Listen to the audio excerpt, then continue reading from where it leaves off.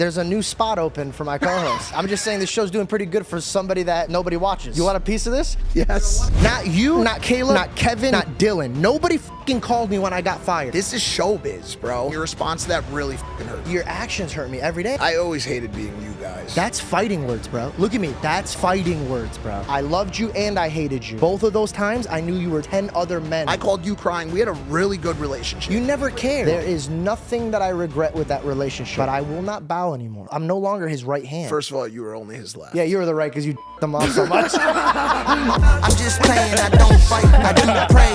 I only go the way of Mr. Yahweh. It's not often I sit down with somebody and they say something that makes me think.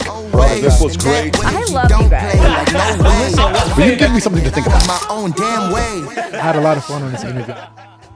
I have been waiting a really long time for this episode. But before we get into it, Arizona, I'm coming to see you August 1st, stand up live. And if you guys want me to come to your town, text me right here so that way I know which cities to hit when we go on, do the George Janko show live. Other than that, I'm sorry for my filthy language. I got a little passionate. Sorry about that. But I hope you guys enjoy this honest, open conversation between me and an old friend. Would you like to do the intro for like old time's sakes?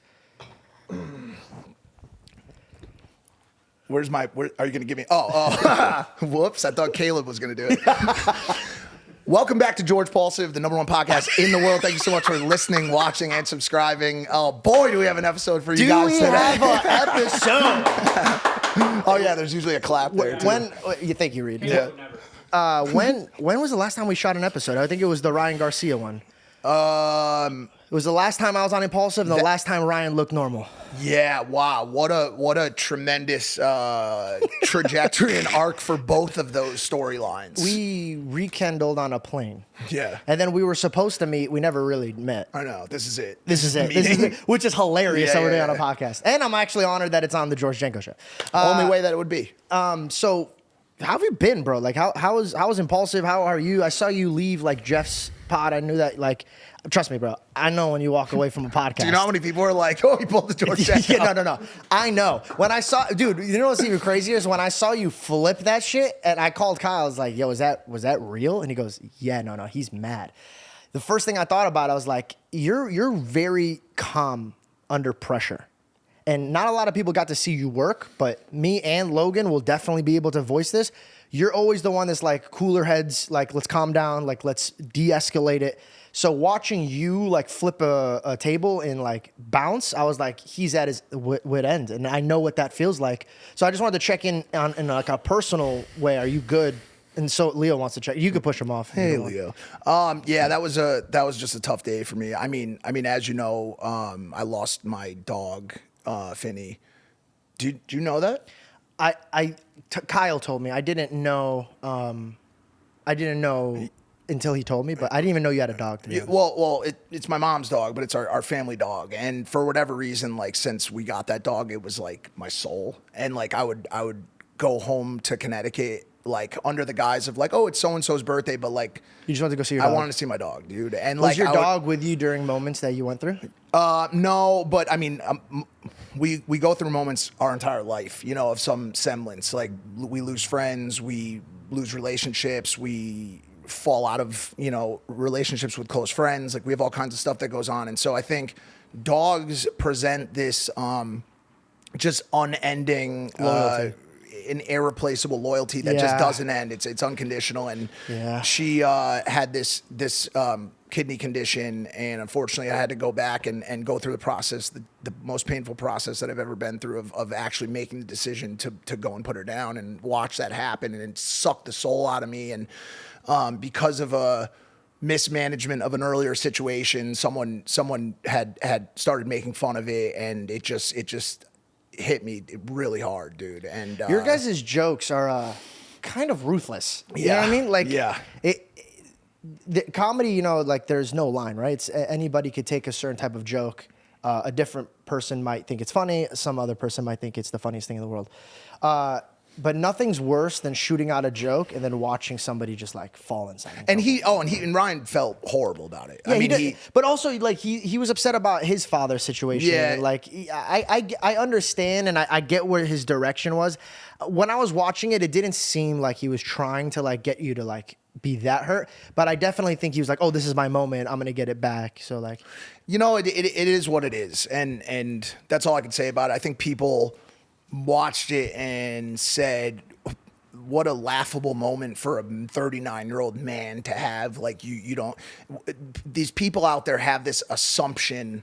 It's one of the funniest things that I see online because I'm really unaffected by the commentary now. It's more so real life scenarios that get me. But there's this always on belief that like age in life represents certain mandatory checkpoints. Like you're going to get to this age and this is going to happen. You're going to get to this age and this is going to happen. And that is, as you obviously know, as you get older, you realize more and more that that's just not the case. There's no age where you're supposed to be this or you're supposed to be that, or, you know, there's general guidelines that you should conduct yourself in a certain manner, but we all are susceptible to weak points in our life where we fuck up and have bouts of lust or bouts of rage or bouts of anger, and that was just a moment for me that I can't take back. And you know, nor am I super mad about it. Are you good at growth? Are you good at seeing a circumstance and learning from it, or do you think you're a type of person that has to run into that problem a few times? A few times, for sure. What do you think that is, and where do you think it comes from?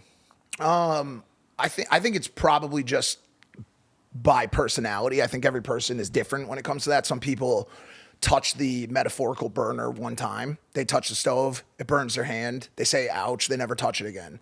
And then, you know, some people need to make that mistake a few times to reinforce the consequence of that action. Okay, so like maybe the first time you touch the stove, it was just a slight burn. Maybe you just got a little blister on one finger and you're like, well, that wasn't that bad. I'm down to go for the thrill of that again. You know, and then some people are able to estimate the worst possible outcome. And so, you know, I won't sit here and say it's the last time I'm ever going to make a mistake, you know, or have a moment in my life where I'm tried to a point of breaking and actually breaking, you know, and that's when you fall back on your family, your friends, and Jesus. Amen. Before we jump into like what we and the audience are dying to talk about. Well, I don't even know what that is, to be honest. I just came here just because I wanted to sit and talk to you, bro. I want to talk to you about we used to talk about before you had two phones. Yep. When we used to go on impulsive trips, we used to take like hotel rooms, and sometimes our rooms were joint, and we would sit there and we would discuss life like in a very passionate way. Mm-hmm. And you were one of my only friends that I could discuss high level thoughts with that include feelings and concepts of sacrifice and growth. You are at a level where you could comprehend what maybe people in their 50s and 60s now will comprehend through the experience of life that you went through. I want to know when Mike is going to get up and accomplish what he set out to do, because I keep watching that Mike prolong himself in a very successful lane that he's just not taking the first footstep forward, because I'm going to call you out on it. You're in fear of failure. And I think that maybe once in life or twice in life, a big fail sets you back so many years that I think that has truly made a remark on all of your other work or personal or relationships. And I sat there and I'm listening to what you want to do in life, but then I'm also watching your actions, and me and you were on the same playing field.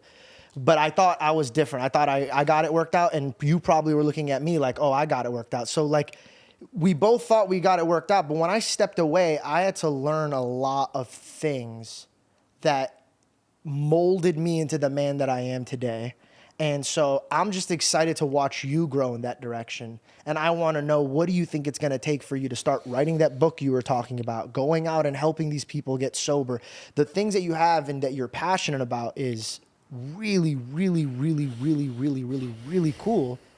But I'm just watching you do what every single creator does. And I'm not just pointing my finger at you. Every single creator does this.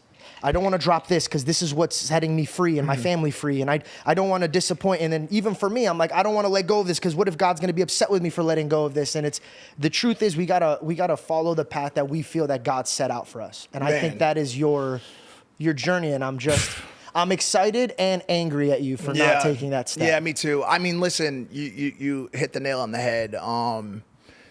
Comfort is a really dangerous thing in life, especially when you never had it. Yeah. Hey, hope you guys are liking the episode. Don't forget, we restocked on heartofdavid.co, so make sure you guys go or hit the link in the description and get your apparel today before it's sold out. Okay, back to the show. And a lot of people keep taking that away from you, but you didn't have comfort. Never. There was no comfort when you're homeless and your grandmother's the only one showing you love and you got to go get money so you could tweak out. And dude, I read your book when we were in Connecticut and you were showing me around just the neighborhood you used to sling at. And I'm like, whoa, shit, this is real. Like it's something that I think because you're so good at masking with comedy that people took the seriousness, digested it with comedy. They don't take it seriously. Mm-hmm. But that's something that you are traumatized by. 100%. Yeah. And by the way, like, I don't know what part of the equation not dealing with that trauma and shit is, but yeah, comfort is a really dangerous thing. Like I said, it can put you in a place where you don't achieve the things in life that you were meant to set out to achieve by God, by your purpose in the world, by anything. And that comfort in my life has been bolstered by a best-selling book that has changed hundreds of thousands of lives. I mean, I meet people every single day. We met people on the street that would bring it up. Yeah, that are crying their eyes out. Like, yo, like this kid literally saved my, and I obviously always tell them it was the steps that you took. It was the steps that you took, but it served as a catalyst for people to understand suicide, to understand addiction, to understand mental illness. And knowing that I have made an impact in that space and also continue to make some impact in that space by way of having that conversation on pretty much every podcast I go on outside of Impaulsive, has given me a false sense of comfort, which I hate. And my YouTube viewership has remained stagnant but steady, you know? And a lot of people would love to have the position you're in, and you know that. So you stick with it. For sure. But can I ask you something? This gets deeper, and I wouldn't be able to address somebody unless I knew that they've encountered God. And by the way, I appreciate it, and I miss this because, George, one thing that you do is you hold people accountable. And even when they feel like they don't need it, and even when it's not perfect in approach, it's so important to have somebody be like, yo, I'm not okay with your comfort level. I'm not okay with your current output because you were meant for more. And it is a major. I had this conversation with Sarah today, my girlfriend. I have a major problem with self-worth still to this day, regardless of being one of the, few people that makes it out of the hell that I lived in for a third of my life. And being one of the people that survives every day with a heightened level of anxiety or OCD or depression or lack of ability to have the emotional intelligence of others. I feel like I've gotten comfortable in this place, and I need to. It's almost like with you, dude. Like, and I know we don't have to get there yet, but like. Sometimes you need to break everything. Sometimes you just need to break everything. And like, if you're holding, like, as you said, I'm a pretty like disciplined guy as it pertains to workflow. So I could exist in this way for a while, and that's scary. That's not necessarily a good thing. Like that comfort and longevity can be a gift and a curse. Being in control of your life completely. It's good water, by the way. Thank you. Is that LA Tap? It is. It's so funny? Downstairs, I have like the good stuff. And I was like, I didn't deserve it. I just didn't want to walk downstairs. I was like, he'll never notice this. So I poured it. And the fact that you were like, this is good water. And you tasted it. I was like, I should have known to get him the good water. Like, he'd taste it. What do you have? I have the mountain spring water downstairs. Oh, that's good stuff. I could throw that out right now and get you some. It's good. I like it. I thought it'd be good for you. Do you think there's fluoride in it? No, but I heard it makes you gay. Yeah, I heard that too. If you're a frog. We'll probably cut around that. I appreciate you. Sorry. I appreciate you saying that because when I left, I felt like I didn't do that.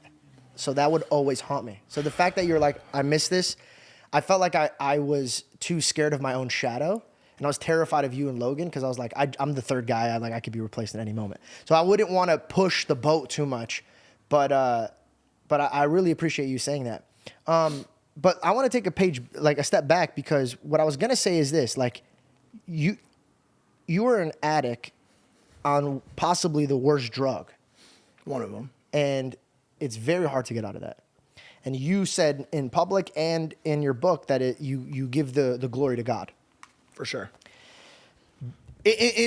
All directed back to God in some way, but there was earthbound individuals that I give a lot of that to, and you'll see, like, even in the way that I reply to how did you get clean, I don't give myself enough credit, even, and even if it was God's hands at work, like, you have to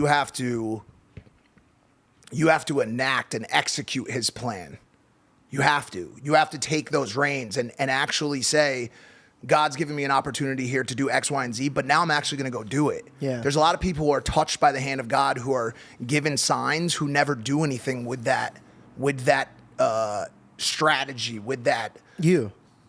Well, I mean, you can say that. And I think Sure. I would just like to just say this, because it's just my eyewitness with you, right? I think what happened was, I could be completely wrong. I'm just shooting my shot out here, but That's completely valid. From my perspective, bro, you got out of a hole that everybody keeps reminding you of, like, damn, I can't believe you got out of that. That's crazy, blah, blah, blah. Then you make a book and you're living this crazy from rags to riches story where I was broke, I was on drugs, even my family gave up on me, and then now I am setting other families home free from drugs, from anxiety, from depression. I think what happened was that you got everything and you lost the one thing that was your motor vehicle, and it was faith. I think that when you're at the bottom, you can't lose anything. So you're going to go after it, and you're going to have faith that God's going to help you with your works get to where you need to be in life. I think you got to where you were from the grace of God and your works as well. You worked hand in hand. But what happened is now you're just working in a circle without having faith anymore. Well, that part is not entirely true, because I didn't find faith really. And by the way, like, I am imperfect. Like, I can't believe I even have to preface this in some sort of assumption that Christians would ever not understand the idea of forgiveness and imperfection, which is one of the biggest portions of this entire religion that we practice, right? So I'm not perfect, right? Yeah. But when I got clean, that was the reinforcer for my faith. Yeah. That was the thing that said, pray twice a day, increase your moral compass, right? And by the way, I've made a shit ton of mistakes along the line there. I've done things over the past 5 years, 3 years, 1 year that I would not go back and do the same way because of my belief set and because of my morality, right? But I'm on a trajectory. I feel like since I've gotten clean, my trajectory has been upward, not stagnant or downward. It's just, there are just opportunities. I'm also not really a big rear-facing type of guy. I don't have a ton of regrets. I have anxiety. But anxiety is about the future. That's it. Yeah, depression's about the past. Correct. I get that. I'm very anxious. So why are you anxious? Because it doesn't make sense to me. If I looked back at my records and I'm like, wow, I got out of that. I'm on this podcast. I'm doing good. I have an audience. I sold a book. Blah, blah, blah. It has to be the devil lying to you that you're going to fail with your next book. 100%. So the only way you shut him up is by stepping up. Yeah. Stepping up. Yeah. You have everything you need to get it done. Everything you need. Well, I just haven't been sure. It's also, what are you stepping up to? And this is a conversation. But bro, you hanging out, like, okay, now you're in a good place, right? You have a good girl. You're trying to be a good man. You're trying to make good moves. Before when we had this conversation, I would stay back at that hotel room while you guys were out there having fun and being single. And I'm like, yo, we gotta grow up. We gotta move on. We have to get to the next chapter, or we're gonna be those old fucks at the club. And everybody's like, what are these guys doing here? Like, that's creepy. Like, no. And I get it, but also like, you can be that person if you want. That's one place out. That's you one could be place a out. loser if you want. No, George, because you can't. There's nothing cool about being at the club. I don't care how rich you are. I get it, but this may be a place where you and I differ, or where I differ from Red Pill, TradCon, like that type of stuff, right? What is TradCon? Traditional or conventional, people podcasting, so on and so forth. There's a ton of it these days. Got it. This video is sponsored by BrainTika, and I'm actually very excited to tell you guys about this. BrainTika is an online academy of tech professionals with a team of mentors who are professionals who've worked in major corporations and have years of experience. The duration of training is around 2 to 6 months, depending on the profession. My favorite thing about BrainTika is it actually guarantees employment after the training. And if you're unable to find a job, it actually offers a refund. More than 3,000 BrainTika students are already successful in the IT industry in more than 700 companies. About 50 companies consistently turn to BrainTika for candidates for their vacancies. BrainTika is also perfect if you want to get into influencer marketing. After training, influencer marketing managers have the opportunity to work with and communicate with influencers, which is super fun. I'm an influencer. I'm pretty fun. What's even cooler is that BrainTika will give you an official certificate that can be used anywhere and is valid, including on LinkedIn. You guys should sign up, get familiar with the platform, and check out what the influencer marketing space is all about. You could be a student with one click. Head to braintika.com and click on buy a plan and use my code Janko20 to get 20% off. I am of the belief set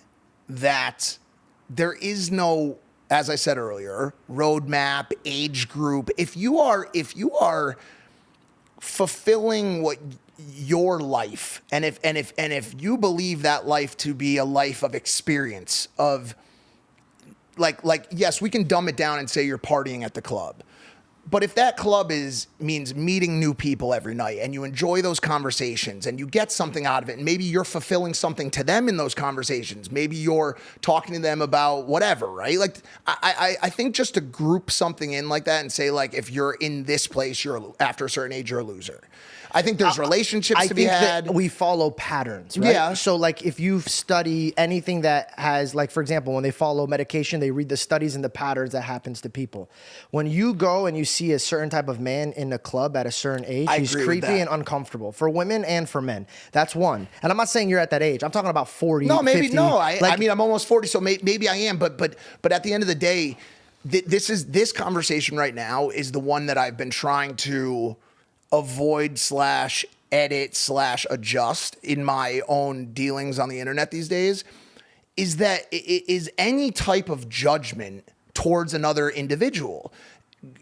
God, said it best, like, judge not your neighbors, probably, right? Something along those lines. Now, of course, if your neighbor is being not Christian-like, if your neighbor is being deceptive or lustful or whatever, right? Yes, you're supposed to, as a Christian, correct those behaviors, right? Yeah. But this judgment that is passed on people simply because they've expired some age group that only exists in your mind and the mind of a general social group, I don't subscribe to that. I think if people want to watch cartoons at 65 and they're not robbing from their friends or they're not cheating on their spouses, right? Yeah. Then who are we to judge and say, dude, that you can't go dance because you like the way it makes you feel to go dance at a club or whatever. Now, if they're being, hey man, come on, let's take it a step. Let's take it a step you're gonna back. say that's not what you do at clubs. No, bro. You guys would take a drink, look for the next girl you could smash, and if this isn't gonna happen, we're gonna bounce to the next club. And I grew out of it. No, I get that. I get that's a cool thing, but like trying to spin it in a way where it's like, no, this is just happiness. No, I get you shouldn't judge your neighbor, but you got to rebuke stupid behavior. If people aren't growing, agreed. And if they're not mature, bro, you're an adult. You're at a certain age. Somebody has to tell you, be like, hey man, go get a fucking wife. You know what I mean? Like go get a job. But that's if one your thing. Once job again, is like being in the club watching 20-year-olds get drunk, do drugs, get messed up, or mess up somebody else, and bro, there's nothing special that happens here. Agreed. And nobody's ever. I've been in the business for 10 years. Yeah. Never once have it been like at the club. Boom, boom, boom, boom, boom. Wait a second. I think you'd be the perfect fit for my next movie. Read these lines. Boom, boom, boom. No one, bro. No one does business there. They get busy. Agreed. But on the counter, on the flip side, as a society, online, chronically online society, we have become addicted to monitoring and judging other people's lives. It is what we do. You go on Twitter, you scroll through Twitter, and it's somebody saying fat people are this, or girls at the club are this, or blah blah blah are this.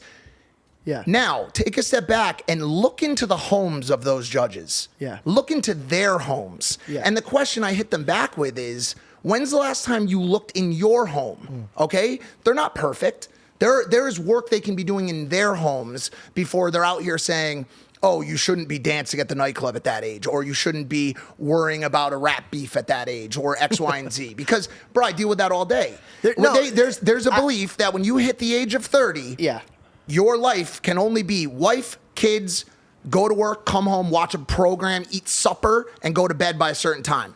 I am here today to tell you that is not the case. That is what people will want you to believe. I will tell you today that as long as you're not hurting other people, I've always been very liberal with what you need to do in life. What do you think a man needs to do in life? Fulfill their purpose, their purpose, their purpose. If that purpose is, listen, let's find this common ground. Yeah. Is it manly, mature, or of a worldly outcome to be at a nightclub in your 40s and, well, by the way, also not accomplishing anything to further your purpose in life? That's ridiculous. Of course not. Well, I think you misunderstood my clubbing. I'm talking about the man who's just always clubbing, because we know a ton of men that are always at the club. Mm-hmm. I'm not saying that you shouldn't go and celebrate a win with your boys. I hope you know that. I think it's totally fine if you could be 45 or 50 years old. 50. I just opened up a cigar lounge and there's only older men in there. So you're talking about this chronically partying. I'm talking about not growing up. Yeah. The fact that, like, I was in the game for 10 years and I watched women just expire. I'm not trying to be rude, but they expired. They would be every 5 years there'd be a new set of girls that these promoters and rich man flood, and it's just a circle content of, like, these girls are now. There used to be model houses. Remember, where producers or like guys that work at the club would own a house, fill it up with 100 European women that couldn't speak English, and be like, "You guys have to go to dinners and clubs with me." Bro, that's fucking gross. I guess like 100%. I guess it's gross. So, like, I had to wake up and be like, "Yo, I know if I die today, what I'm doing with my friends and what I'm doing with my business and what I'm doing in my life, God's gonna be like, you're filthy, bro. Get away from me." So, like, I had to change my life. But you weren't even doing it. You weren't doing it. Yes, but I brought that all up to say this. Ready for this? Yeah. I brought that all up to say the day that I changed myself, God changed my friends. When I changed myself, my atmosphere changed around me. But what did you change? I changed my morals. I changed the way I work. But what were you doing that was so... Like, I would hang back. Like, if I didn't want to go to the clubs, or if I didn't want to... No, I know, but you always did that anyways. You were sorry. You're talking about prior to being on Impulsive. Yeah. Oh, sorry. Okay, yeah. Because when we were doing the show... When I got on Impulsive is when I started growing, and I started, like, just changing my thoughts. Now, mind you, I'm not saying that, like... there's many things I could say, right? Like, in my mind, I was like, okay, well, Mike, you know, he has a success going. He has his podcast going. He has all this stuff. Logan has the boxing. He has all this stuff. I had to really just take a look in the mirror and be like, all right, what am I adding anything to this world? Am I adding anything to this world? You gave a book already. A book and an always-on approach towards mental illness and addiction. So when you leave, you saved somebody's life. So I got sure. So what I think is, I'm not using you as an example. I'm using myself as an example. I think men stopped growing when they stopped fearing the right thing. And I started fearing of losing my success, my fame, and my credibility, and the fact that I could get girls. Those were the things I was afraid of. But then when I realized all of these are meaningless and I should be really afraid of being a piece of shit and somebody that God doesn't want anything to do with, overnight everything changed, bro. Right. And the reason why I'm, like, sitting here on a podcast being like, bro, like, you need to go out and do this is because when everybody comes up to me and be like, yo, I'm very proud of you, bro. You went from Impulsive, you did your own thing, you did it work. I did it. And by the way, I just want to say thank you. I saw you guys compliment me on Impulsive the other day. I found that was really sweet. But that took me a year, not of me doing the same thing. It was me beating myself up every day in a healthy way and saying, no, I got to be better than the next person. And dude, like, the way I even treated you guys, there's a lot of things that I have to take responsibility for. I didn't walk away being like, I was wrong and they were all right. There was so much stuff that I had to fix of myself. Let's put a pin in the other situation. I do want to say, you're the way you're voicing it to the world is correct. You do need to take. I'm not trying to give people some pass to be fat blithering idiots. Okay, that's not what I'm trying to do. The difference is I look at life through a bit more of a forgiving lens than the average person, because I know what it's like and how sometimes long it takes to pull yourself out of a situation that's making you unhappy. You think these people want to be at the club? Do you think they really deep down at 45? I see these people's faces. No. They do. So that's why I'm saying, And I'm get out. not. I agree with you. I agree with you. This video is sponsored by Manscaped. Hey guys, do me a favor. I want you to blink if you didn't get your dad anything for Father's Day. Yeah, I thought so. That's why I'm coming in hot with 20% off and free shipping with Manscaped. Because let's face it, your dad, he probably had a bush since the 70s. We don't want to talk about it. We just want to cut right through that. Or maybe you have a nice beard. You're trying to look like George Janko out here. And again, if you want 20% off and free shipping, use my code GEORGE. And you can just click the link in my description and it can take you there. Listen, my little fuzzy guy. There's nothing wrong with hair. Don't be aware of the hate. Be aware of the great. Manscaped.com. Code George. And where you or Tate, and I'd love to talk about that show, and some other people differ, is I'm a little bit more lenient on timeline. I'm a little bit more lenient on. And maybe I'm wrong for that. Wrong for that because there's a study that's saying that people that had traumatic experiences, and you said it was 10 years of your life, bro. It might have just deleted that time frame. For you. The developmental gap is correct, but it's not that. It's people in recovery from substance or mental illness understand the trials and tribulations and hardships that come along with change. We have put it like this. Yeah, we as you said earlier, we have a little bit more the preface for this whole conversation. We have a little bit more trouble with change. Yeah, we do. We haven't not we. We mental illness sufferers and addicts have a little bit more trouble with change. We have to touch the burner a few more times than the average person. So it's not always going to be you on a podcast, the preacher at the church, Andrew Tate, some other traditional podcast saying you're a fucking loser if you are doing X, Y, and Z. Yes. Because they know that. Yeah. They know that. And I'm not trying to throw you under the bus, but I'm just giving this message to my people that are watching this. We sometimes need to find that other catalyst. It could be just a little bit of support from a coworker. It could be a little bit of love or praise from a father who hasn't been in their life. It can be a little bit of understanding of a friend that they lost to addiction or suicide, which is what I always wanted my book to be. There's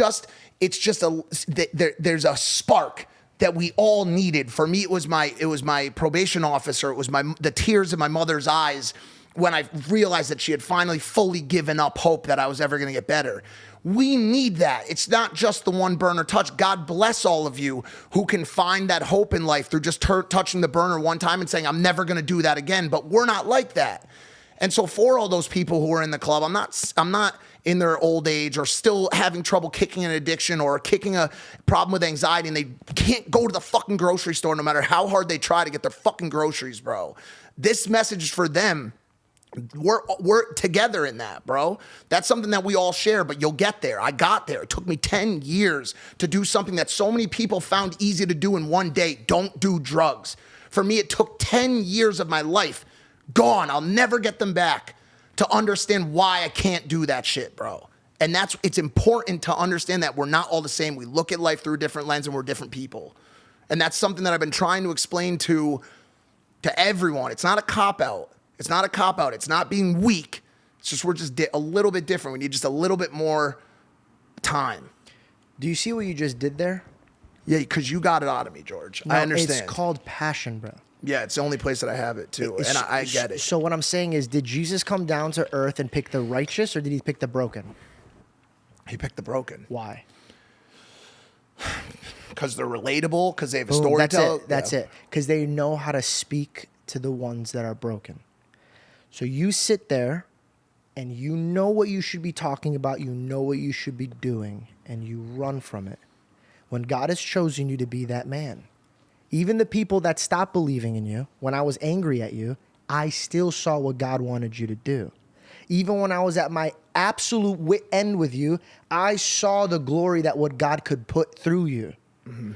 So you need to look in the mirror and stop getting mad at people telling you, hey, you should do this, you should do that. I'm not mad. I think you're passionate because you're doing what I did on Impaulsive, bro. The one thing that Logan hits you with lines all the time, and sometimes they fucking hit. And one of them that he hit me with, he says, the comments that hurt you are the ones that you know are right. Always.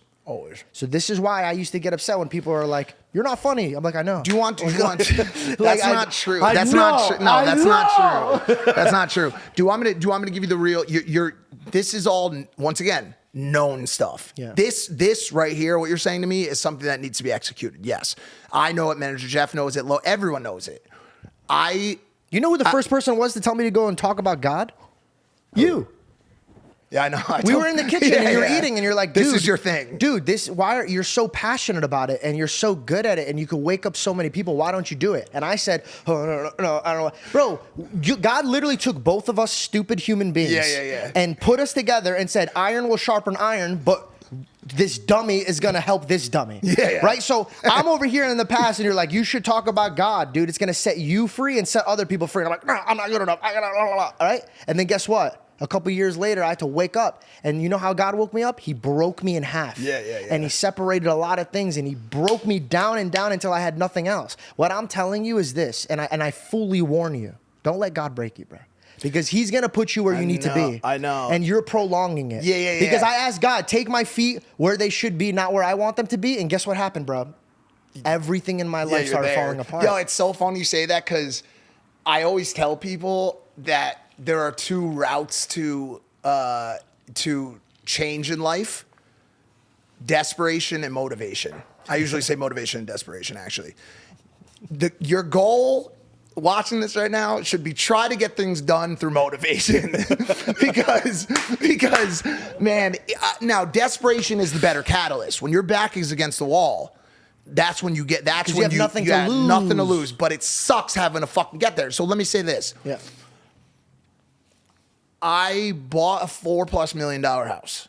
I have picked up a tremendous, not a tremendous number, but a decent number of reliance on me, and not only people, but things that rely on my continued success. Bro, Oh. you're about to tell me what I No. want. By the way, I'm you already carrying it on your back? Correct, but I'm also already Yes. digging out of it. Yes. So what I'm doing right now, and by Yes. the way, you saying this is great. And I'm happy that we're doing this because it's just reinforcing, right? And it's coming from love. I hope you know that. Yeah. Of course. As we speak, I'm already pulling my chips back. So house is for sale. Somebody please buy it. You can buy it if you want. If you're watching this and you want a house in the hills, I don't know. Selling the house, pulling a lot of stuff back close to the chest so that I can start to take risks. At least they're not even risks. It's all, we're going to succeed. We're going to help people. This is I know that. The stuff you're saying is, but as I said earlier, there's a difference between knowing and doing. The biggest difference. But you're, instead of God putting you in a place where you lose your home, you're already like, okay, I'm gonna put this down. Correct. Because I'm you moving towards where you want me to be. So that's what I'm saying. Why I get mad at when people have credit cards or they put themselves on debt is because you're walking into slavery. For sure. Because this is what happened. When you tied yourself up, you tied yourself from helping other people. Because instead of looking at the income that you had when you became a millionaire and being like, oh, let me go write another book. I'll just live in this house right now. Which, by the way, as you know, I have no problem doing. You've been to the places. I get it. But what happened was we got caught up in our culture and being like, well, I have to shoot videos and I have to invite people and I got to shoot this pod. So we always could talk ourselves into doing the stupid shit. There's always a reason why we buy a $4-point-something million house with the greatest sunset in the world. Listen, you enjoyed it. You sat there and you realized, I got used to this. It does nothing for me. It does nothing. But does it does nothing help for me. when you're walking at a Starbucks and me and Reed are vlogging and some girl comes up to me with her mom. She can't even speak and the mother is in tears saying, Mike saved my daughter from drugs. Wake up. Not in your $1 million house, but wake up where God wants you to be. There's so many other people that you could have saved already. Get up. Yeah. Get going. I'm Have not faith, even, bro. Yeah. No, I know. You're not nothing. Listen, the devil cannot take what God gave you. Once you fully believe this, you could walk on water when there's a storm. When the storm hits and you used to drown underneath it, then you could stand on the storm. I'm not saying there's not going to be another storm. But Mike, I know you, bro. I loved you and I hated you. And both of those times, I knew you were 10 other men. 10 other men in one man. There's no excuses. Get up, know your God, get to work. Yeah, Stop being in fear, No, I bro. love that. And by the way, I'm moving there. I like actively. But It's do it with happening. your mouth. Do What it with do you- your mouth what do because you mean? but me and you had the worst habits. We're the best talkers. Me and you could walk No, in no, a no. room. I'm not even talking about it. That's the thing. I'm just doing it. Like the stuff's it's currently. I promise you, it's happening. No, I know, I but I'm promise you. no. If you want to give me a timeline, I could adhere to it. I just want to hear more about it. Yeah. Because what we would do is we would never talk about the things we wanted to get done. We would talk about the bullshit, unnecessary stuff to get the views and the monetization. Yeah. But we would hold our mouth from This the good is things. the thing you're talking about right now is my grow up. Yes. The club thing was not, and I know you weren't even directing that at me because I don't go to the club. I was. Sometimes I do. I was kidding. Just Sometimes. No, I do. no, Mike. No, I'm just kidding. No. Sometimes I do. I might go this weekend at F1. But I hear you, and I promise you I will get it done in an exponential format compared to what I'm currently doing. Awesome. I just have to make a few adjustments, and I mean, bro, like let's look at some of the stuff, dude. You made a pivot into a God-based podcast. It was scary for you. I knew it was the route for you, which is why I told you that. I knew it was the route for you, but it was scary for you. But you did it, right? Yeah. Kind of out of desperation. Only out of Okay. Needed money. Right. It's like, are you talking about the God thing? No, the podcast is desperation. The podcast, not the God. No. The God thing was accidental because, again, like as much as like people want to think that I'm angry at Logan, he gave me a lot to live by. And he told me, he goes, when you have a podcast, be authentic, talk real, and then you'll watch yourself grow. Yeah. So when I just started talking passionately about what I hold behind closed doors, I just became more authentic. Me and you talked about Jesus every day behind closed doors. I just never talked about it online because I thought it was cringe and weird, and I didn't want people to get pushed away. Well, but yeah. that was my fear that the devil kept whispering in my ear. So that's why I sit here and I'm telling you, bro, tell the devil to go kick rocks barefoot. Like, don't let him get in your ear, bro. Right. Well, the point you made earlier too about the passion is like it just turned on you. And you yeah, just started I flowing know. out. And that will never happen if And I'm no- talking about anything else. And It will never other happen. people will never be able to. Just that one moment, I guarantee you is going to be clipped and somebody's going to be like touched by it. Bro, that's a fire that comes out of you. That's a spirit. I used to tell people, for example, the Andrew Tate episode, when I'm sitting there, I'm watching myself talk, I on camera, I go, bro, I don't even remember saying that. Yeah. Because I felt like God was speaking through Yeah, me. Now, you mind you, crushed it wasn't that. like he was talking to me and then I was being weird. No, but I walked in faith knowing that God was going to hold me. So when this man that's super intelligent is talking to me, I would be able to understand him. But then when I do it with Jordan Peterson, I let my fear dictate and then I fell apart. Yeah. So it's the same person, but one met with fear and one met faith. When you're in fear, bro, this is me. I'm going to use myself as an example. When I'm in fear, I act like a piece of shit. That's why I said mean think a things lot to of you. people do. And that's why I said mean things to Logan. That's why I walked away. But if I would have, just the same man, if I had the confidence that I had now on Impulsive, I would have sat both of you guys down and be like, yo, we need to discuss these feelings. Right. But I didn't have the balls, bro. And the reason why I didn't is because I was just terrified of my own shadow, let alone you guys. You guys were the two guys that sat on my career. You think I'm gonna argue back with them? I always hated being you guys. By the way, I told you that. What do you mean? I'm not you guys. There's a dramatic difference in the relationships between both of those relationships. I don't know why you always. Because you guys both pissed me off in different ways. Yeah, I've been still trying to figure out how, but I could list the reasons, but I feel like that wouldn't help. it might be cathartic, but I mean, I don't know how you want to. I don't know which parts of everything we're even talking about. I today. think that And when what- it comes and to how our we're- relationship, it's going to be with any relationship. If I can't take responsibility and fix myself before even looking at your problems, like then I'm just not a good human, because half of my issues with you probably stemmed from my behavior. The way I communicate, the way that I talk, the way I act, the way that I respond to my neighbors, they're going to respond to me in a certain way. When I asked God to help me out with a lot of my relationships, the first thing he told me to do is fix myself. Yeah. That way I could have a conversation with Mike and not act like an idiot or get emotional. Right. Because I'm not scared anymore. I also just really didn't get it. I really didn't get it, dude. Like, I honestly did not understand why you and I were not talking. Like I got angry because I would forgive you a lot with these.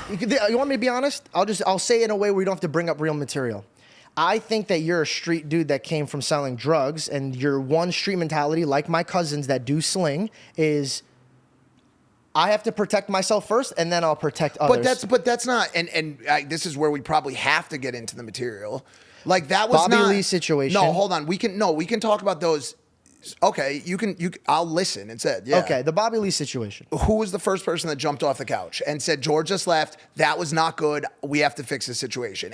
But did they not cut shit that you should have stood up for me and said, hey, you can't cut that shit. That's gonna make him look like an idiot for leaving. Okay, let's slow down, and I'll answer that. We have always cut. This is all healthy, by the way. We have always cut. Start crying. No. Which by the way would be healthy. We have numerous times on the show, which I'm sure a number of shows do, cut things that we believe will protect the integrity or reputation of the guest. That protected nobody but him. No, of the guest. That's what I'm trying. Well, what about the guy that you break bread with, bro? But we removed a number of things that you said on the podcast. Name one. Well, no, I'm not going. Booty, bro. No. Once. Do you want me to? There was something that you said on the laser beam episode. What laser beam episode? Do you remember laser beam in Australia when we did that episode? I'd rather not say. I can tell. Why don't I just tell you? Just after? tell me. I'll beep it. You said something about like laughing at a girl getting hit in like a parking lot. You saw like a fight. Yeah, I just said the joke wrong. No, I understand that, but I'm just saying. Yeah, I didn't sexually harass somebody, man. I'm not. Listen, I'm not trying to die 1-to-1. I'm just saying we. But you, okay, Mike. If this was an episode that was you, and what happened to you, and then the whole world thinks that I walked away because I can't take a joke, that's fucked. Well, that's fucked. It parlayed into more stuff happening down the line. Like it just became at that point. You saw me. I went on Bobby's show. Yeah. Right. And they cut around it. You said that. Well, I didn't. I have no control over that. I didn't. I try to make peace with this guy. I know. You've seen me. Yeah. I've tried to make peace with him behind closed doors. I try to reach out. I try to be cool. But by the way, and I'll just say this. We'll just empty it out. I never had a problem with Bobby Lee. No, he knows that. I had a problem with the way that Logan and you were kind of gassing him to keep doing. He started the episode putting his balls in my face. I let that one go. Then every 2 seconds, he kept grabbing my dick. I don't think... How would you feel if a man that has his back completely towards you, that only turns around to grab your dick, right, talk shit to your face, and you can't smack or beat the living brakes off of this guy? Because Logan makes me apologize to this man, or I don't have a job on Impaulsive anymore. How fucking crazy is that? I don't think I understood. I can only speak for myself. Bro, it's not a group chat. I hope you can understand it's not a group that. Chat. No. I'm talking about during the episode because there was. I didn't know that you were feeling. But after the episode, do you remember when you called me and I said, Mike, this is all that happens, and you said verbatim, you said, it's our fault for not telling you this, but me and Logan are really the ones who should be talking to the guest. You are really there for a boys only episode.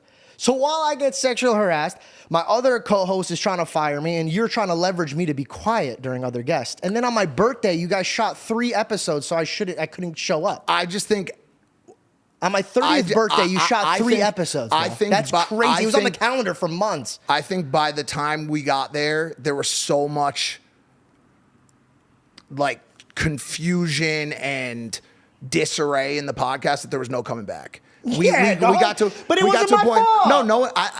First of all, I didn't say it was your fault. I didn't say it was your fault. I think if you would have walked in my shoes, I think you would have felt a little different. And let's put it this way, right? And this is just us just talking about. I'm not trying to be upset. I'm trying to work with you and like grow. But if I got a deal, because I started my podcast because I saw you guys. Hold on, don't go there because you're gonna move on to a different topic. I want to button this one up. No, it's the same thing. No, I know, but just hold on. Oh, okay.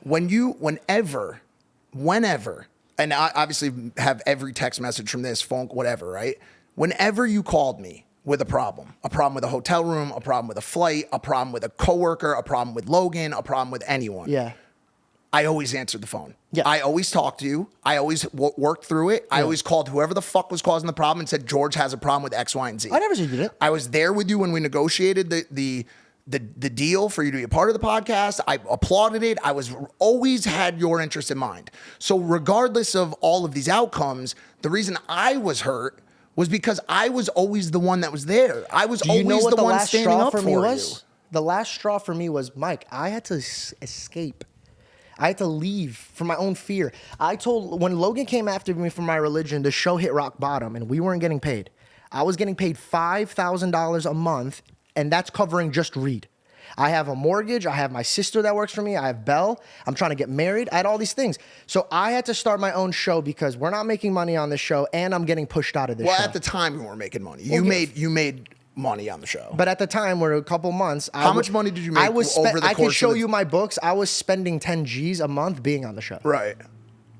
Name me a job that you're a part of that you spend $10,000 to be a part of. Okay, so that's 1. 2, and by the way, let's not forget that for a year and a half, I didn't get paid. No, and I didn't get paid for years. Okay. Until I got paid. Okay, so right. But you did make a sizable amount of money on the show. And by the way, always grateful. I was always grateful. Something like that. I don't like to talk about money, but I was always grateful. Always grateful. I think anybody could see that. But when I got pushed out, and I'm seeing that I'm getting pushed out, and I start my own show, do you know what my final straw was? What? I got my show going, and then not only was I controlled and pushed around on Impaulsive, but then Logan's making calls and directing my show. And I'm saying, hey, man, you can't tell me what to do on my own show. That's not okay. What's that about? He told me that I couldn't take Celsius. And then I said, hey, man. He didn't tell you that you couldn't take Celsius. Messages. No, he didn't tell you that you couldn't take Celsius. He says, if I take Celsius, I'm not a part of Impaulsive. Then he told you that if you take Celsius, that you cannot continue to be on Impaulsive, which is the core driver for Prime, as you're going to continue to funnel viewership from the Impaulsive show back to your show, which promotes a competitive product. Yeah. He also told you that if you wait 6 months after the deal's done, you're more than welcome to rejoin the show if you need to make money. But they're always trying to find a way to push me out. I don't. You know what he told me? When I told you know what I told. I think that was this is a guy who's this is a guy who's sending us screenshots of $11 million a week that he's making. Okay, and on top of that, we never got any money from Prime, and we own that show. So technically, we should have gotten a percentage of that. I never asked for it like the way you did. I stayed the fuck out of it. I didn't care. Because I'm grateful for what I'm making. I'm going to go start my own business. But when I come over here, because I'm scared I'm going to lose my job here, and then you're saying no, I sent them out. Not you're saying no. That's why. That once again, please, bro. But let me just finish, because that's one thing. Wait, like, are you saying you? Yes. No, well, I'm not saying you. Because it's one thing. It's one thing. Like with all of this, bro. With all of this, that you have to understand. He wasn't the only one that took hits for how the relationship ended with you. I got the same brunt, bro. I got the same brunt. Okay, I got question, and I only ever spoke highly. Can I speak for a second, please? Well, yeah, I mean. So when I get that call and I tell him, I go, Logan, I get it, bro. And I fully told him, I go, listen, man, like, I will take half the deal that Celsius gives me. Half. If you want to put it on the table for my show, a quarter, work with me. He says, I won't pay you a dime. You're here because of me. And then I said, well, what do you want me to do for my bills, bro? I got no money. And he says, go have your rich dad pay for it. Listen, that's fighting words, bro. Look at me. No, that's fighting words, bro. You don't bring up somebody's father. Would you say that the way that you handled it from a word standpoint was mature, acceptable? What did I say? That I beat the fucking brakes off of him? Correct. If he was in front of me, I would have swung at him. But that's what I'm trying to say. We were at a point where no one was speaking properly to each other. And the only person, probably, that was the calmest out of the three, I sent you a very nice text message. Please. You went to Celsius to try to get my deal. Called me right after you called them. You never called to check in on me. Do you know? You never called to see. I texted you. No, you didn't. It was after you went after the deal. And by the way, I wasn't going after the deal. You did. I was going after the contract to bring to Logan and say, beat this with Prime, please. I was never going to take the Celsius deal. Listen, you can't. Okay, so I have one friend telling me to go have my rich. We're just having a conversation. The one thing I am a little bit upset about was the text that you sent back to me. That's it. I told you you're a piece of shit. Everyone knows it. Yes. You need to. But dude, I meant every word of it. That's crazy. No, I'm not. That's crazy. That's insane. If you fell out and you started doing scummy moves to your friend, I called you out on it. But I didn't do anything. Bro, not you, not Caleb, not Kevin, not Dylan. Nobody fucking called me when I got fired. Not one person called me. You know what I get a call from? Logan saying, at least Mike wouldn't do this. And an hour later, calls me and they say, hey, he's trying to get this deal. But you know why I was trying to get the deal. I get it. It's money. But why No, I was not taking the deal. But why wouldn't you call me and talk to me before you try to go dig pockets? You didn't want to talk to me. You did not want to talk to me. I was talking to Division. We never talked. I was talking to Division. I reached out to you. I definitely called you. You never did. I texted you. I have text messages that were not responded to. I definitely have text After messages. I called you out. I'm just saying I tried reaching out to you. And when I did finally reach out to you, regardless of if the timing was right for you, I said something very nice to you. I said, I know things are gonna work out for you. This business and friendship thing is very hard to navigate. You're an incredible fucking human being. I love you and I wish nothing but the best for you. And your response to that really fucking hurt me. I'm here to say that today on the show. It Mike, hurt me. your actions hurt me every day. But what actions? The fact that you would stand up for me on camera and then as soon as it cuts, being like, I'm gonna look so good that I stood up for you. There was intentions behind it, bro.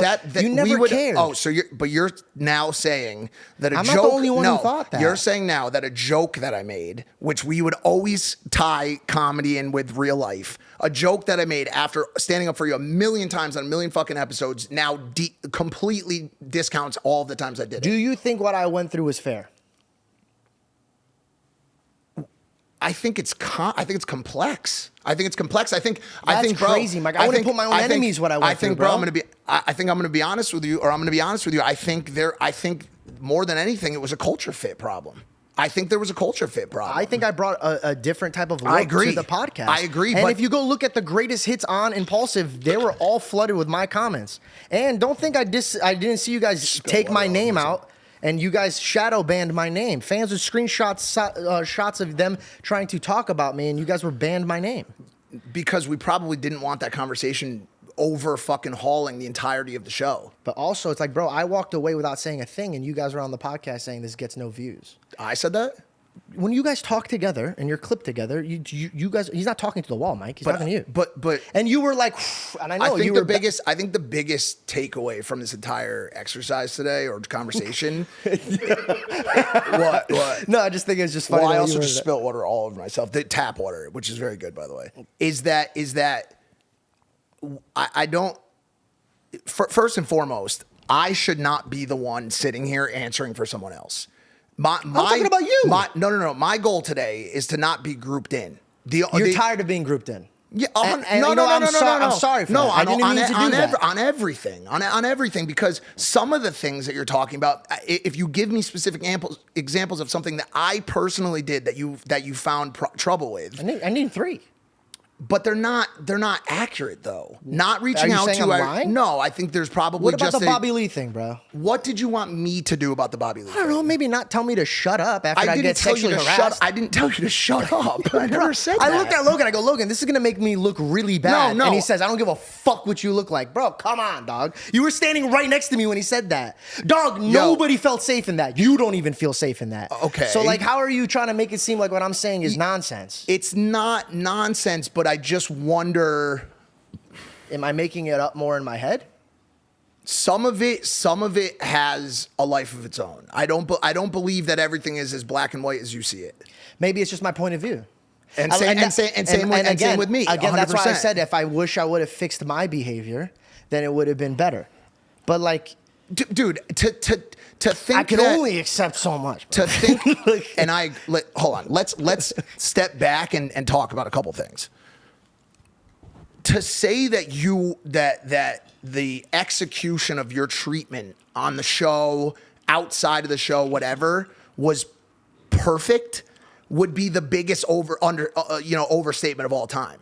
There was a million things, George, that could have been done differently. The conversation about Jesus was horrible, managed terribly. I'm with you on that. Okay, and by the way, so is Logan. He would admit that if he could have that conversation again, it would go completely different. You know that, bro. He didn't go into that with some sort of intent to harm. He clearly got carried away, was not seeing your side of the discussion, and it turned into a clusterfuck. I just don't. Not like I don't believe it, bro. It's just patterns. So you got to see the patterns. We'll use an example, bro. Like I saw you go through hell over and over and over again, and guess what? It keeps happening. And it's the same thing that they put you through. I'm not going to mention what they put you through, but I watched and I would pull you aside and be like, bro, that's fucked. Like you shouldn't be talked to like that or acted like that. So for you to sit there and be like, oh, I know what you're going through and then try to make it seem like what I'm saying is a little bit more fabricated, I think that's going to come back at you when the day that you finally snap and you're like, all right, I'm done with this shit. And then you're going to see it for what it is. Because I already see, that's the thing. I already see it for what it is. So I don't have the same type of reaction to things happening. I don't sit there and think to myself like I'm sitting in some perfect world scenario. This is showbiz, bro. Yeah. It's a fucked up, Yeah, you're right. I'm too terrible emotional. I'm place. very emotional. No, I will and admit by that. the way, God bless you for it. God bless you for that emotionality and having that emotional intelligence that was called into question. God bless you for it, bro. You have to shed some of that, certainly, to be in that space. Yes, shit gets said to me. Yeah, I feel left out of shit. Certainly I fucking do, and it pisses me off and it makes me frustrated and saddened. Of course it does. I just think the position you're in, and I have to say this confidently, and I hope I'm not just being a kid that's ranting. I'm literally just trying to meet the man that I used to be, which I think is you, and tell you, hey man, where you're at, there's no room for you to grow. They won't let you grow. They will not let you grow.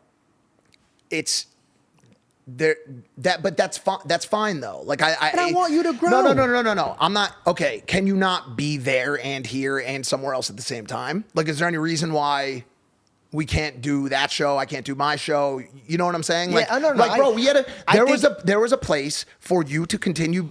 Now, listen. Do I understand your desire to depart after all the shit that went on? Absolutely, bro. Thank you. That's all I asked. I just don't want you guys to look at me like, why is this guy so upset? No, I have plenty of reasons to be upset, I get bro. it, but I think some of them were mismanagement of situations. Some of them were hot-headed. There was a lot of mistakes. This is the thing that I've said on every podcast I've gone on. There was a lot of mistakes made on everybody's parts. We're not perfect. We're just not perfect. The problem that I had was just for myself was just being attacked in situations where I only was showing love. Every show I went on, I promoted. I said, George has a new show. George has a new show. Every time you ever called me to do a podcast, to do a vlog, to do anything, I said, come over right now. I'm here for you. I'll drop everything else I'm doing. If you text me, if you called me crying, if I called you crying, we had a really good relationship. That's why when I texted I thought you were the only one in my group I'm telling you, there was a misassumption about evil on my part, bro, because I called Celsius to get a competitive deal to try to shop it to Prime. That's all I did. And I got nothing. By the way, I don't have Celsius or Prime. You know what I'm saying? So like, clearly I'm the fucking loser here. You know what I'm saying? But listen, it worked out. We're sitting here and now it's like, how do we continue? How do we make amends for, what happened and drive the larger conversation, which is between you and Logan? You know what I'm saying? Like, I already told him behind closed doors, we'll handle that. Like, that's between me and him. And like, when the time's right and it's ready, we'll have that conversation. The reason I wanted to have it with you, and you know what, bro? You're right. I first, before I even like go vent anymore, like, I got to take responsibilities, bro. I was not as mature as I am right now.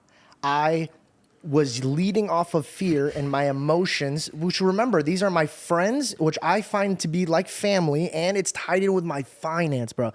This is all of my life. Nasty work. This is all of my life, yeah. and I'm feeling like I'm being pushed out of it. So, like, I acted out of fear, but I guess what I have to say is I'm sorry for grouping you in, and I'm sorry that I wasn't man enough to just sit you down and express how I'm expressing now.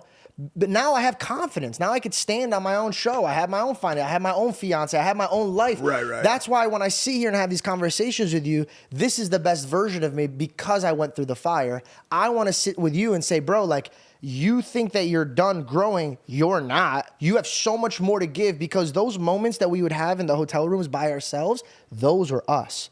You saw the version of me that everybody sees now behind closed doors. I saw that version of you. Yeah, and I'm excited to show that version to other people. So I could get behind saying, yeah, that's my friend Mike. I'm really excited that we're friends. And I'm really, really sorry for that text message that I sent you. But you just said that you still believe it. I believed you did evil work on me, bro. What do you think I was doing? I had a pin doll at the house with your big ass fuzzy head on, and I was popping pins in your stomach. So this was the learning lesson that I learned. What did I do? I thought that if somebody does something wrong to me, that it was intentional. Because But I still haven't even found out or understood the non-intentional things. We don't have to keep harping on it, but I really, dude, was always Team George. I always was. I think my point of view was you're only Team George when it mattered for you. That's what I thought. No, sorry. You're not completely... what it really was there may have been times where I could have been more Team George when the outcome affected me. Not when it was only good for me, but when being Team George wholeheartedly and arguing it for it against the wind would have not been bad for me. That's all I asked. That's all I asked. But listen. Because to me, from my perspective, bro, you got to see it from my perspective. No, I didn't think it was real. I do. But I thought it was for the internet. I thought it was staged. I didn't know it was that's real, another bro. part you have to consider. All of this shit. You talked about the dark jokes before and Jeff and doing the show. The lines are fucking blurry, bro. Yeah, and unless you pull me to the side or pull somebody to the side and grab their fucking arm sometimes and be like, yo, X, Y, and Z like this, I'm not fucking around right now. It's really hard to know when we're joking, when we're serious, when this is real. It's not just an illusion for the audience. It sometimes becomes an illusion for us. I don't even know. Dude, Jeff says things to me sometimes. I'm like, does this kid really even like me? No, I question that too. I hang out with you guys. I'm like, do these guys like each other? Like, dude, to me, that's weird. I like, there's jokes, but then you guys hit fucking shit where like if anybody else would say something, it would be on site. You don't bring up somebody's father and you don't talk about dark things like that. And Logan once, he was in an argument, he's like, oh, you always bring up Japan. No, motherfucker, you bring up Japan. I don't ever bring up Japan. We bring up Japan a lot. He brings it up. I sling the nice jokes. Make jokes. Yeah. I just don't, I think, wait, can I just say the one only thing, way though? out, I think the only way out of this amicably, and by the way, the most truthful and real way is that everybody is taking a little chunk of fault for how things went down. I 100% take responsibility. And same. I think I'm just trying to figure out what those... I think you guys would have behaved differently towards me. You guys me one more fucking time. Sorry. I think Mike and Logan, you guys would have you guys would have treated me differently if I treated myself with more respect. I think that I used a lot of fear. But also, let me just bring it back to the Bobby Lee thing because I didn't want to settle this right now. I've been so quiet about this shit, bro. Bobby, if you're which you are watching, I know you're watching. I'm not mad at you. I'm not mad at you because I know who you are, bro. I know you're using comedy to get out of an uncomfortable situation. I know you're just messing around me. I know even you, when you were grabbing my dick, you weren't doing it because you're like, oh, I want to sexually harass this kid. I know you were doing it because you're a comedian, you're being fun. What hurt me is that I didn't do anything, and I got all the smoke for it, bro. Like all of it. And then he called me fucking Ringo and make jokes on that shit. And then on the podcast, Logan made me apologize to him, bro. If this was anybody else and this was the old version of me, dog, this would have been held a lot more different. A lot more different. That was it, dude. It was. You're right. I mean, it was in a lot of ways. It was a clusterfuck. I think. And by the way, the whole time, both of them. The whole time, right now, my story. The whole time, I said, dude, like, I said to Bobby when you left, especially, you're going too hard on him. It became. Here was the difference. I think with Bobby and with any comedian, your reaction to those jokes from the beginning are what gave him the fire to keep doing it. And I wanted him to keep doing it. I thought it was fun, because you bro. weren't. Well, you didn't seem like you were having fun. You seemed affected. No, when it's with those motherfuckers, Bobby Burr, all of them, bro. As soon as you start taking something serious, they're gonna fucking dig. They're gonna get. They get their teeth in you. They're gonna rip your flesh off. It was not with Bobby. It was with. I'm not grouping you guys. But you guys, you know why? Because, bro, like, what did you want me to do? Bro, I always got the swing on Logan. You were the one that said you wanted to. No. How come you did it? No. Hold on. First of all, shame on me for being. And weeks before that, you probably told me that you wanted to hit me. Smack you had a whole episode. George Janko wants to assault our co-host. I apologize for that. Everybody always wanted to hit me. I apologized, and I never swung. I think somebody should fucking consider that. I never swung. Why was I always getting abused, bro? Shut up. The audience will never believe it. So it doesn't matter what I say because they'll never believe it. Good. I know you're right. So, but the reason I was upset, dude. I just want to make this very, very clear. The real version of why I was upset is because, bro, this is like the freaking Shaq episode. I can't hear the guy. It's here. And then I get clowned on it and they use it to, bro, I told Dylan 100 fucking times. I said, bro, I can't hear this guy. I can't hear this guy. But and George, we're in a live audience. there's always a butt of the joke. As soon as you left the show, who do you think became the butt of the fucking joke again, George? You. Yeah, the drug addict, 40-year-old, hairless loser. Okay? Not hairless anymore. So, correct. Well, I got a little more. Thanks, Turkey. Smile Hair Clinic, use my code Mike. Dude, like, you just became the butt for that time, and unfortunately, it just got carried away, got serious, and then had a business a situation that became a business focus as well. Bro, I was just like, dude, like, here's the thing. Bro. And I'm go sitting there watch and I'm like, the the fuck do you KSI want me to episode. do? Go to watch the 6ix9ine episode. In fact, just go to Impaulsive, click the most popular ones. Go look at their most popular episodes. Go read the comments. I was doing well when the people around me wanted me to do well. Facilitated it. And that's why, How no many times- shocker, when I how had my many- own podcast, guess what? It was doing good. Why? Because I'm with people that want to see me succeed. How many times on episodes did I turn and either say, "What do you think about this?" out of nowhere? Every time. What do you think? Every What do time. you think? There's an aspect of religion to this. George, how do you think God plays in this? I always wanted to fucking lift you and give you that ability to do that. Okay.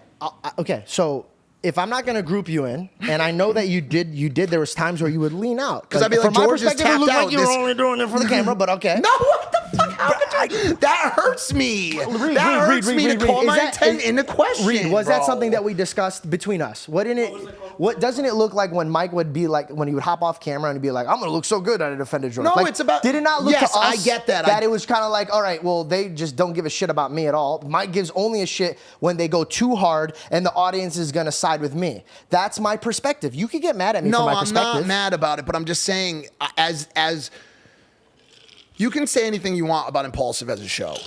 Logan is the draw to the show. I have always tried to be the cohesiveness manager to the show.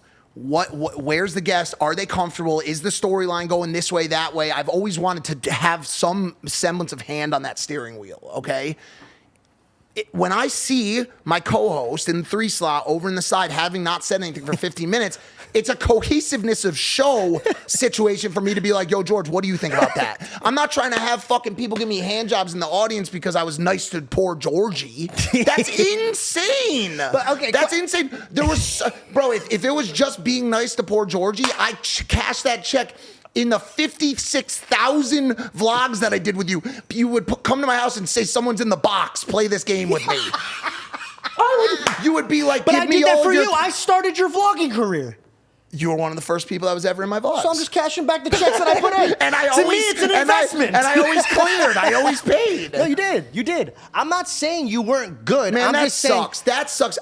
Not just with you, but I have a problem online where I am looked at and my intent is always questioned. I hate that. And it's not Let's just talk you. about it. No, it no, might it's be a not just you. perspective thing, bro. Listen, I'm here to talk. And also, bro, like, again, I will say this, even though I just got a little passionate, I was discussing things. I never got to discuss it. But, like, me discussing it, I just want to let you know, bro, I still think you're an amazing guy. I think it was my fault that I didn't communicate it with you. And I think that me being dumb made all my people around me dumb, and then we handled it in a dumb way. I really do. I'm not mad at Logan. I'm not mad at Bobby. I'm not mad at you. I'm mad at myself. I should have handled it better. Like I said, the only out is people taking a share, saying, okay, this part was me, this part was me, this part was me, and moving on from that. And you look at the outcome of it, and like I said, Logan Paul, massive star, built multi-billion-dollar brand, biggest face of WWE. George Janko, huge podcast, interviewing some of the biggest minds on the planet. Mike Majlak, being evicted,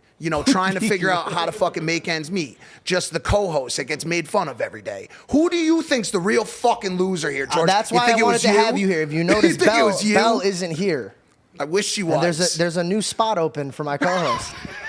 I'm not just saying you should leave your job and come here. I'm just saying this show's doing pretty good for somebody that nobody watches. Do you want a piece of this? Yes. You're gonna want to have to work for a year, no pay. Tell Celsius I want the deal, dude. I was kidding. I really don't want it, dude. No, but I'm glad we got to talk about it. And yeah, cool I think like boiling it back down. It's just and also I need to say this, like,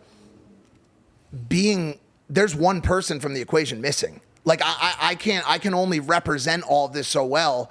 I would assume he's probably going to give me my lashings for doing a poor job, and he'll whip me. He actually uses a leather belt on my bottom. How's your guys' relationship? No. But no, I want to finish that point. If someone's missing from this equation, I feel horrible about that because I'm doing the best I can to say what happened, but I wasn't.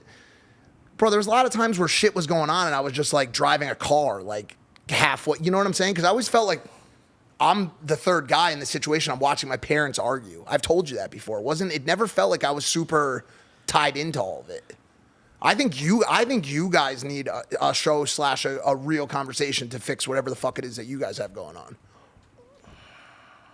It's not as easy as I'm just just saying. so It's not happy. as. I'm scared of going back, bro. He's happy. I'm not trying to be a He's dick. happy too, though, right now. You let him be as happy as he wants. No, he's happy too. I think now might not be a bad time for you Maybe guys. we were never meant to be friends. No, maybe we that's should- not true. You guys, dude, you guys had a real beautiful thing, honestly, for a long time, and even with all the bullshit, bro, like without that friendship, there's places that he would be different in his life, and there's places you would be different in your life. Oh, dude, I still give all the credit. I kind of want to pivot from this just because, like, it's unfair to talk about him because, like, he's not. He's even not here. Yeah. He's not here. And just to make it clear, because people are gonna clip it. Nothing that I went through would I change.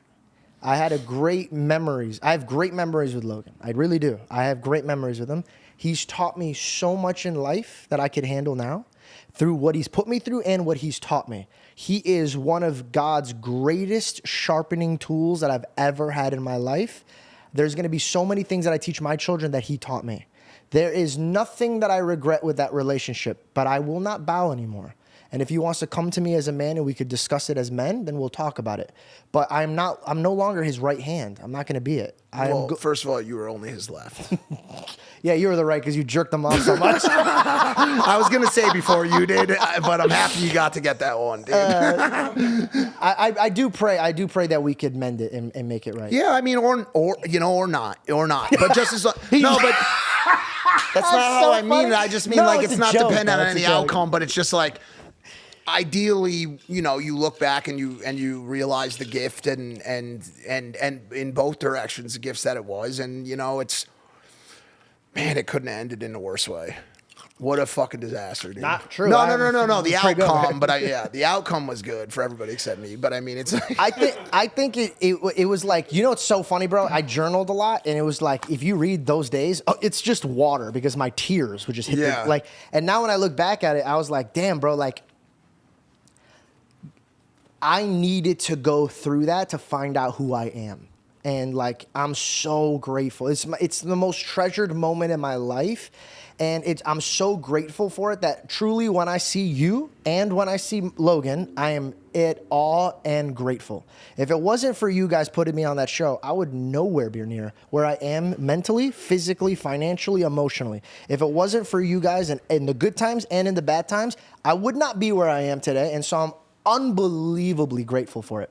But what I don't want to do is make past mistakes where I like forgive so quickly and then I go through the same thing. And you don't really exactly have anything to lose in it now. Like you don't have a dependent in the situation. You're not dependent on a show. You're not dependent. I own the show still. Impaulsive? You own? Oh yeah, all of it. No, I just own my percent. They couldn't take that away. They didn't tell you that?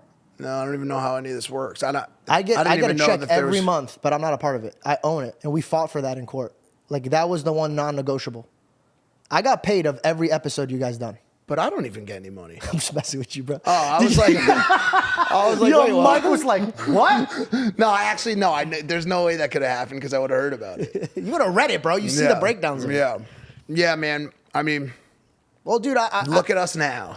Dude, you know what my favorite part of all of this is? That I mean this with all of my heart. I mean this. I get to still have you as a friend. I'm here. No, for real, and I mean that. And God willing, I get to have that with Logan. And maybe if fucking Bobby answers a DM or like we could talk. Bobby. Because, dude, you know what sucked? I loved Bobby's comedy, bro. I was there as a fucking fan. The messed up thing. I got lit up, bro. The messed up thing about it is I thought I had it fixed up. I think he thinks that I'm mad at him. Well, I mean. I wasn't mad at him. I was mad at you guys. And I don't mean to group you guys in.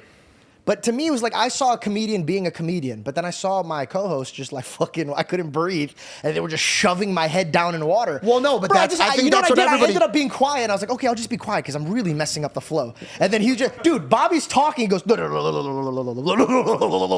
he's checked out, fuck him, go back to him, stupid bitch, look at him, he's checked out. I don't know how I would have dealt with it either. I don't know how I would have dealt with it. Look at him.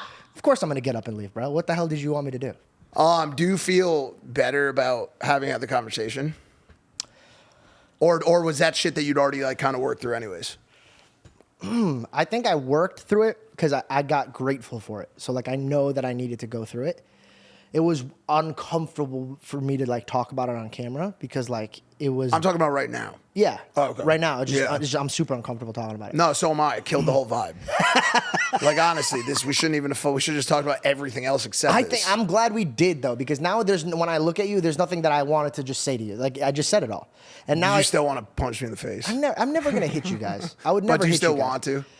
Me just a little bit. I wanted to smack you, bro, because the reason I wanted to smack you is because, bro, like you're so freaking good at talking that if you say certain things, the whole camp is like, and then all of them are just. But it was always pro George Kool-Aid.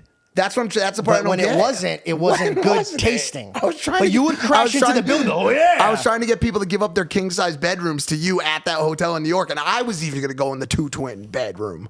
Let's move on from that. Yeah. How was Romania as a place, and like what was the atmosphere like? It was just like a movie, bro. I literally felt like I was just there with Reed and Davidge, and we were sitting there, and like I was just super excited, and I was just super nervous. For sure, bro. I mean, think about it. We remember when we were going to quick change, but on this topic, remember we were going to Saudi that time, and there was the huge threat of the Iranian drone attack. Bro, I just talked about this recently. And you were like, I can't do this. I was with you, and you're like, I can't do this. I can't do this. I'm like, George, listen to me. Please calm down. The plane doors are closed. You cannot do this right now. I'm telling you, if you do this, get out of Germany. We're just not now. Yes. I was like, we're landing in Germany in like Hamburg or something like that, or Frankfurt.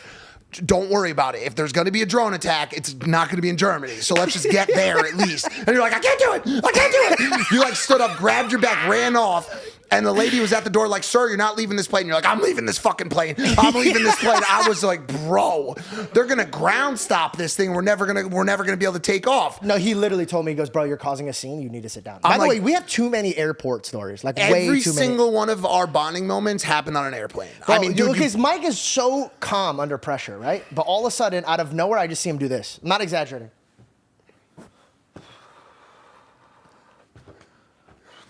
I didn't want to tell you. Bro, and he just looks at me, and I go, what? You're like, nothing. And I was like, what do you not want to tell me? He goes, nothing, don't worry about it. I go, Mike, if you don't fucking tell me right now, I'm going to cause a scene. He goes, dude, okay. And then he just passes me his phone. This is me. I go. I just take my bag. Because I didn't know what to do because it was such specific news. It was like directly towards dude, it said U.S. State Department warns of imminent drone attack by Iranians on large gathering in Saudi Arabia. For WWE. Yeah. Bro, no. And like I'm reading this. When I read that, I was like, now if this said everything except for one of these things, I wouldn't even tell George. But it was basically the first line after the title said like George and Mike among guaranteed casualty. That's what I read. And I was like, dude, if I don't tell George and he dies, he'll have Christ not let me in, dude. Like I'll come up to the golden rope and I'm like, he's good. Oh, Mike from Lovesack. How you doing, buddy? You didn't want to tell me that we were gonna die. Yo, you know, it's so funny. I don't know if you remember this, but you passed me the phone, and the one thing that you did to calm me down for only 1 minute calmed me down. You leaned in, you're like, hey, dude, you're messing up a lot, okay? If you ditch right now, Logan's never gonna forgive you. You've been fucking up way too much. And I sat there like this. I was like, okay. I was like, wait, no, I don't want to be here anymore. It's just like, it worked, right? It worked. It at least paused you long enough that you couldn't escape. Bro, yeah, and then, you know, it's so funny. Like, again, those are just funny moments. We were at the WWE thing, and we just did this big freaking fun thing.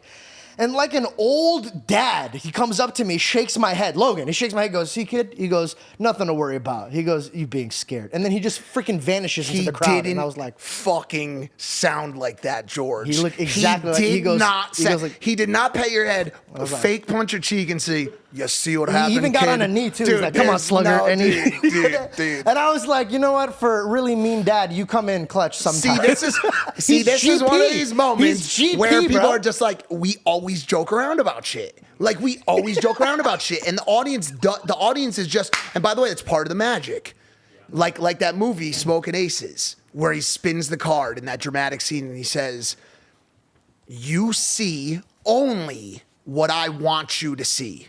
right? Like That's what you guys said to me on the Bobby Lee episode when you cut around. all fucking mighty. See, like what you like, dude. This kid's out of fucking control, bro. Oh shit! But also, I feel good now, bro. I feel like there was something on my chest, and now that it's off of my chest, I feel good, bro. I feel really. Hey, Mike, thanks for coming, bro.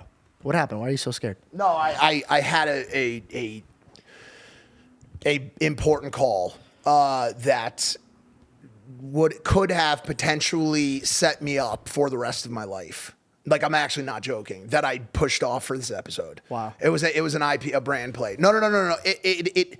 If you they can wait a half an hour. This is important stuff. Do you want to just take the call? No. You sure? No, yeah, because we're close. I mean, we're a couple hours in. We'll be a couple hours in. Okay. What's the longest episode you've ever done? I'd be honored. Oh, you won't. Fuck, it's not gonna happen, is it? I think the Patrick but David was it? I think Tony Robbins was longer. It was 3. Was it? Yeah. I think it was can't. like 250 or like 255. I think I broke my headphones. Welcome back to the show. If you didn't know this, there actually was a break right there because I had to piss. I'm almost 40 years old. My bladder's continuing to shrink day by day, and I've drank so much. No, I'm kidding. And this LA tap water is running through my bones right now. Which, by the way, did you notice that in the hottest moment of our discussion before I spilled water all over myself? I thought you were trying to cool yourself off because you're getting steamed. I didn't. I thought you were mad. How did you know that? I was kidding. Okay, You're doing this fighting thing. Oh yeah, karate combat. What is it's this? amazing. It's amazing. Are you going to be the Joe Rogan of this karate combat? I don't think I have the capability to do that. So basically, karate combat is a new fighting platform, right? Where it's an MMA platform where two very experienced fighting purists get into this pit, this walled pit. So there's these 45-degree walls that line the pit that they're able to use. There's no grappling, so you can't grapple, you can't wrestle, you can't go to the ground. It is simply striking, violence, striking with hands and feet, knees, so on and so forth. So it's a very violent, knockout-heavy program, which is currently taking place once a month all over the world. It's on UFC Fight Pass. It's for free on YouTube. It's for free on Twitter. Who started this? So the league's been going for some time. I think we're on 46 or 47. We just did Dubai last month. Right now, there's this guy, Awesome, President Awesome, who's just this. It's not a real name. His name's Asim. Like okay, ASIM. that makes sense. But we call him President Awesome, and he's incredible. He's doing a great job. He's restructured the company, and there's some really, really great people. I mean, GSP's involved. George St. Pierre. George St. Pierre is one of the greatest combat sports athletes and minds and people ever in the history of combat. Do you say that because he could beat you up? No, yes. And also Bas Rutten. And Bas Rutten is involved as well, and he's also has his own just equally insane to GSP history in combat sports, incredible Dutch, fighter. These guys are two of the greatest legends in the game. And I have the honor of sitting beside them once a month to call these incredible fights. Which you can watch for free. You can come to the event, and I add color commentary as well as I call myself the voice of the casuals. So people who just like to watch combat but don't really know what's going on. These guys are tactical, technical. They know all the terminology and everything that goes on. You're the viewer. And I'm alongside the viewer. I'll read the commentary from the YouTube audience. We hate Mike. Logan Paul's ball sack. Like Lana Rhodes X. Like, I'll read those comments, and then I'll just talk to the audience and just have a good time, basically. Nice. Is Jeff a part of it? Bro, so I brought Jeff to Dubai, okay? So for this last event in Dubai, it was our biggest event yet. Yeah. And they had, all of these huge celebrities showing up. I asked Jeff to come on, my sweet Jeff, to be the post-fight announcer because he loves combat sports. I thought it would be a cool opportunity for him. And whenever I get involved in something, it's always my hope that I can get my friends involved because it makes it more fun for me and people make money and it's just a great thing. Yeah. So I get Jeff involved. The day of, they decide that they want him to do the celebrity interviews throughout the crowd as opposed to the post-fight. So just pull a 180 on him the day of the event, like an hour before the event. Like imagine somebody told you your big thing and it just changed completely. Like all your lines for a movie or a podcast you're about to do. So he's going to be the celebrity interviewer. And the first person he's going to interview is a man by the name of Salman Khan, the largest Bollywood actor in the world. He has almost 100 million followers on Instagram. Yeah. Okay. He's a handsome man. Massive. Okay. Is he the one with 2 thumbs? I think he's got 2 thumbs. Yeah. Dude, this guy's like a legend. I'm pretty sure. And by the way, like is that different than? And do you have 2 thumbs? No. He has like 2 thumbs on a thumb. There's I'm a not ball. sure. There's a ball. He has 4 thumbs. Oh, so he's 4 thumbs. He has 3. Oh, he's 3 thumbs. So How many thumbs does he have? Can you do you have a producer for the show? Could you just look Can it you up? look up number of thumbs Salman Khan has? One of them has 2 thumbs, and I realized this, and I was like, wait a second, what is Salman Khan? It's- Salman. that? And then somebody else told me that it's like it's a very, very awesome thing, and it's like something they celebrate. I don't know I have to have somebody comment below. I really know already for a fact that this is wrong. Like, it's my guess that this is completely incorrect, and you've just offended the entire Indian country.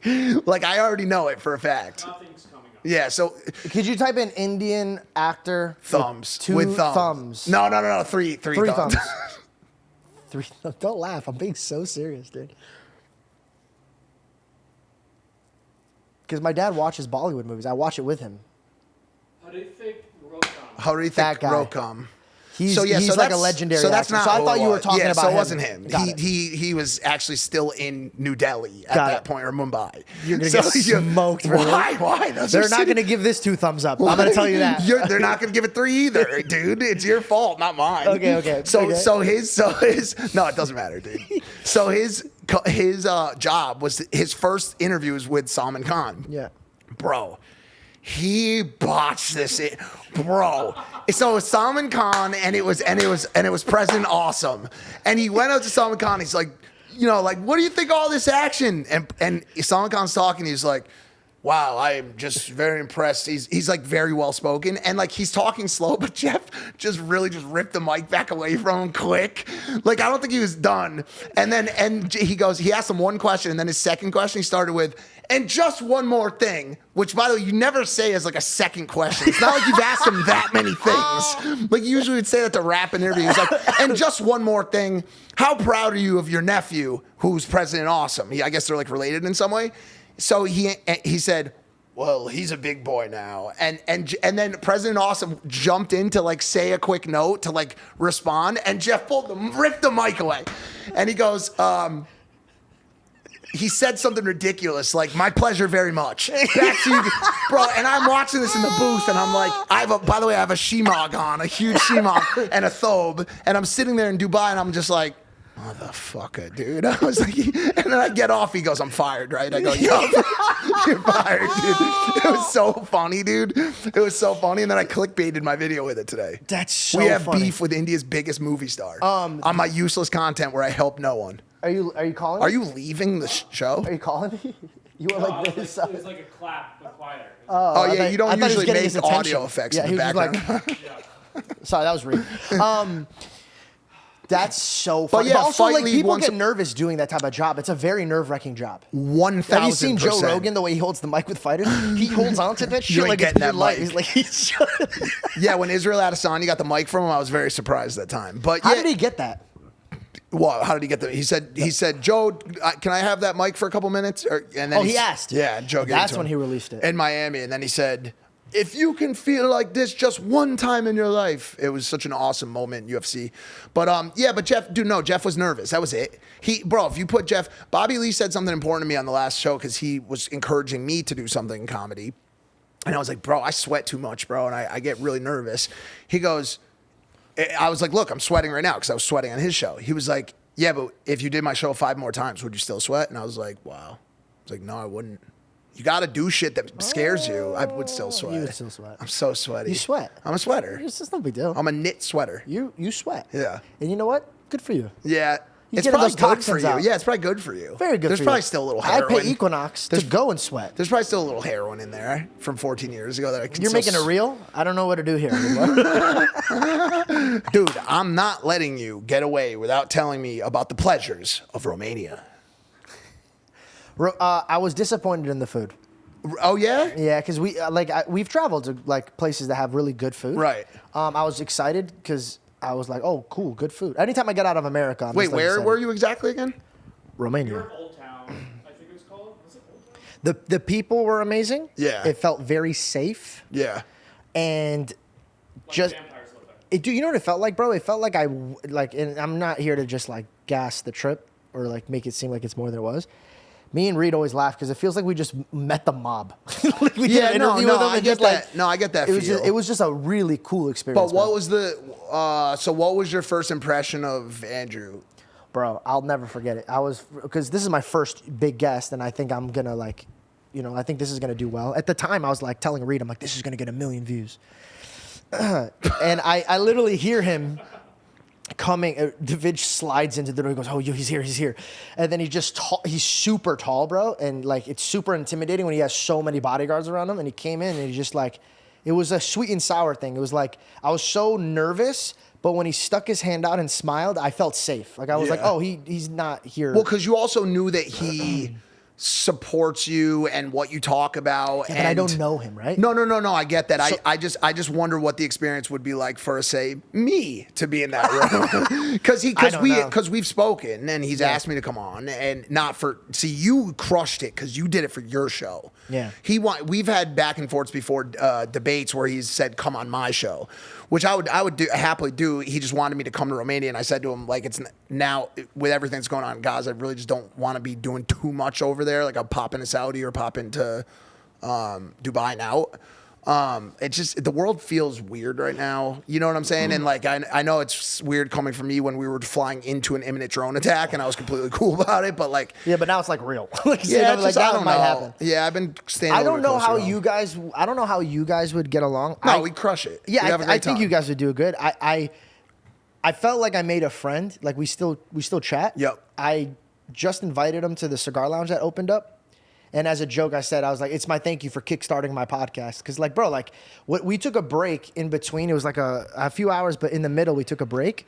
And when we were on our way to the bathroom, he just looked at me. He goes, this is going to go crazy. Yeah. And, like, when he said that, I was like, I agreed with him, and I knew it was going to do well. I just didn't know it was going to, dude. It pushed me to a whole bro, different realm. you, I mean, I would say that you probably have, like, the preeminent Tate interview, right? Thank you. Like what you were able to do by way of disarming him from what is generally a pretty passionate but defensive Tate because of the amount of attack that he's under from a daily basis. And if you're watching this, maybe you think it's right, maybe you think it's not right, whatever the case. If you're under that level of bombardment all day from the internet, you tend to be a little bit quick to react and combative, which is part of his brand.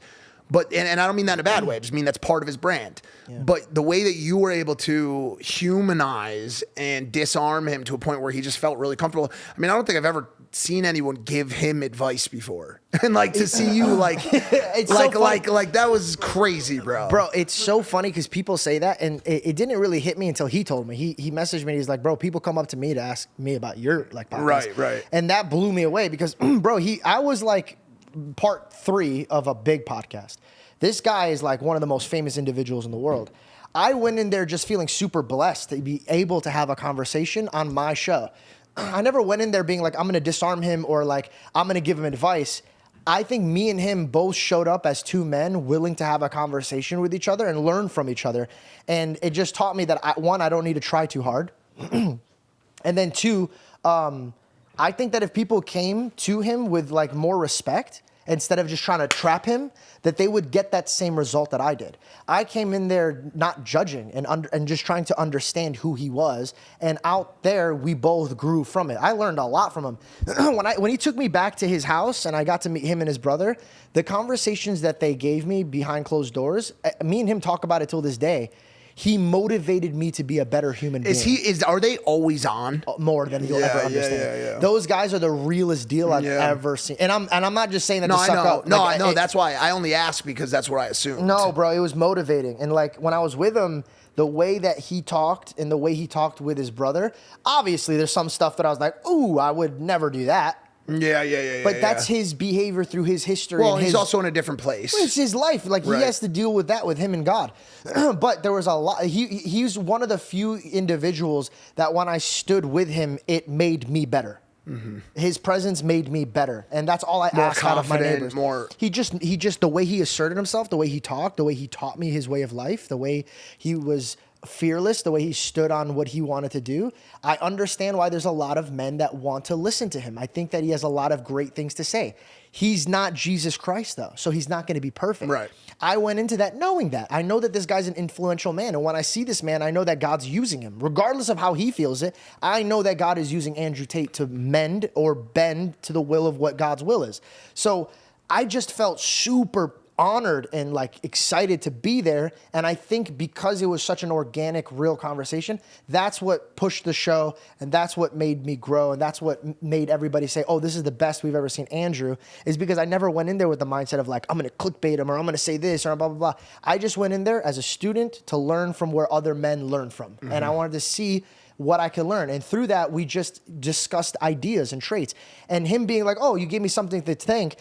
It wasn't like in a way where I was like, here, learn this and get back to me. It was just like, oh, I think this way sometimes. And he was like, oh, like you got me thinking. And I think everybody comes into that conversation trying to get Andrew to think that way. I never had that mentality. Right. I don't go into a conversation. No, I did it once with Dr. Jordan Peterson.